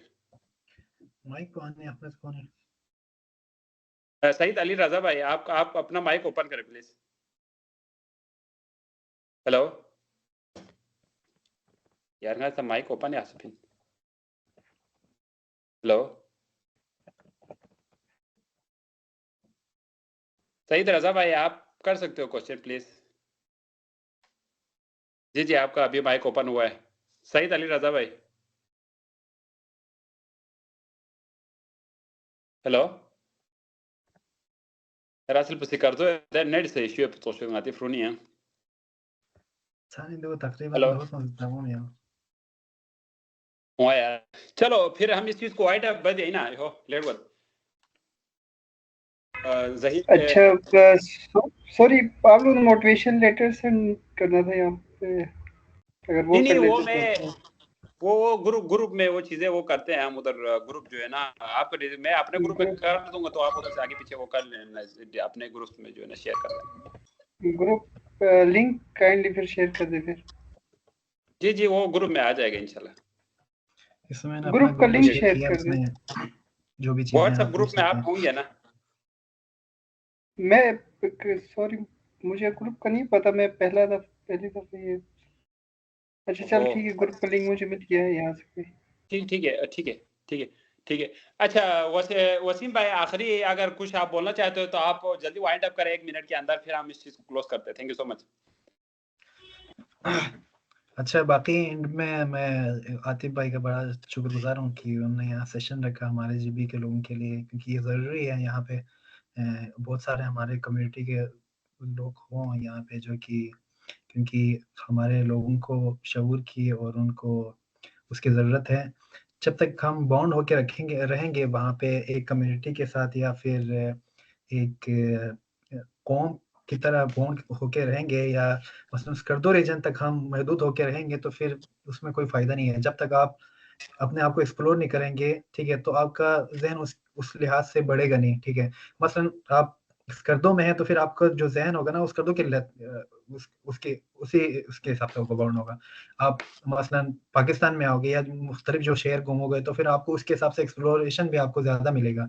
तो इसी तरह अगर आप बाहर कंट्रीज़ में आते हैं, तो फिर आपको अपने वतन के लिए, अपने क्या कहते हैं, उसके लिए उबुल-वतनी भी ज़्यादा आएगी, आपको उनके लिए दर्द भी ज़्यादा होगा कि यार हम ये फैसिलिटी हम मसलन एंजॉय कर रहे हैं, या फिर हम उस चीज़ से गुज़र के आए हैं, तो फिर हम चाहते हैं कि यार बाकी स्टूडेंट्स भी उस चीज़ को अवेल करें। यहाँ पे मसलन फ्रांस में या यूरोप में हमारे जीबी के लोग बहुत कम हैं, स्पेशली फ्रांस में तो पाकिस्तानी भी बहुत कम है, क्योंकि यहाँ पे अभी लास्ट ईयर 1-2 महीने पहले में एक हमारी वो है व्लॉगर है यहाँ पे, जो कि बता रहा था कि मुझे आके यहाँ पे फ्रांस में 2 साल हो गए हैं और मैं अभी तक 3 या 4 पाकिस्तानी से मिल चुका हूँ, वो पेरिस में थे। तो इस लिहाज से इस साल शायद पाकिस्तानी बहुत ज़्यादा हैं, लेकिन अभी भी यहाँ पे बहुत कम है पाकिस्तानी। तो आप लोग मैं ये रिकमेंड करूँगा आप लोग प्रोसेस करें और यहाँ पे एप्लीकेशन वगैरह शुरू करें। यहाँ पे लैंग्वेज बैरियर का थोड़ा-सा है, लेकिन आप साथ-साथ ट्राई करें कि फ्रांस वगैरह फ्रेंच सीखें, और जिस कंट्री में भी जा रहे हैं कि उस लैंग्वेज पे भी थोड़ा-सा ध्यान दें। अपने प्रोफाइल वगैरह, अपने डॉक्यूमेंटेशन वगैरह पूरा करें। जो बेसिक डॉक्यूमेंटेशन है वो तो सबकी सेम है, आपने मोफा वगैरह, बीसीसी वगैरह जितना भी चीज़ें हैं वो आप भी पहले मुकम्मल करें, अपनी डिग्री वगैरह, टेस्ट वगैरह सारा कुछ करें, और जो भी डॉक्यूमेंट्स हैं और स्कॉलरशिप वगैरह एक्सप्लोर करें। ज़रूरी नहीं है कि आप सिर्फ फ्रांस में अप्लाई करें, जर्मनी वगैरह में, इटली वगैरह में अभी सेशन खुला हुआ है, आपका फेब इंटेक भी है, तो उन सबको एक्सप्लोर करें। कोई भी मसला होता हो या फिर आपका तो आप ग्रुप में या फिर क्या कहते हैं, सोशल मीडिया के थ्रू हमसे कॉन्टैक्ट कर सकते हैं। कोई भी इश्यू आ रहा हो आपके डॉक्यूमेंट्स वगैरह में, या फिर आपका एप्लीकेशन प्रोसेस वगैरह में आपको कोई भी मसला आता है, तो हम इंशाल्लाह हमारी तरफ से कोई हर तरफ से हेल्प करेंगे आपको। शुक्रिया। चलो फिर मिलते हैं। ये काफी लंबा हो गया सेशन, तो वैसे आज जो है ना थोड़ा बहुत तो इशू हुआ है वसीम भाई, जिसकी वजह से इतना ज्यादा लोग कनेक्ट नहीं हो पाए, क्योंकि वरना 100 से ज्यादा लड़के होते थे, तो ऑलमोस्ट ये 20-25 लड़के थे जो चलो उनको मिला है, तो वो आगे अपने दोस्तों को, अपने लोगों को लिंक्स वगैरह, अपने लोगों को जो है ना अपने डिस्ट्रिक्ट में, जिस डिस्ट्रिक्ट में जो है वो उधर शेयर करे चीजें, वहां बताए कि आज के सेशन में ये बात हुई है। तो फ्रांस बहुत अच्छा अपॉर्चुनिटी है। वसीम भाई ने जितना भी किया है, वसीम भाई का मैं आईडी भी शेयर करूं, आप अगर ऑप्शन देते हो तो मैं वो शेयर करता हूं ताकि आपसे हाँ लोग जी, कनेक्ट बिल्कुल, करें। बिल्कुल, बिल्कुल आप मैं शेयर कर आपका सकते हैं। इंस्टाग्राम जो है ना वो लड़कों से शेयर करता हूं, बाकी मैंने एक ग्रुप भी यहाँ पे मेरा अपना।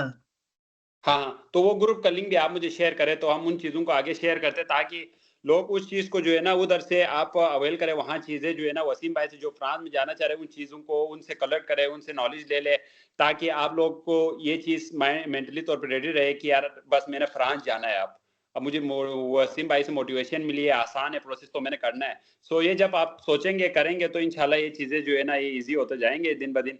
तो wish very good luck for everyone. So Allah bless you, आप सबको खुश रखे। तो बहुत शुक्रिया, फिर मिलते हैं इंशाल्लाह। वसीम भाई आप जरूर चेक रिपब्लिक चक्कर लगाना, मिलेंगे इंशाल्लाह। इंशाल्लाह हम इंशाल्लाह। ओके, कोशिश अल्लाह करेंगे। हाफिज।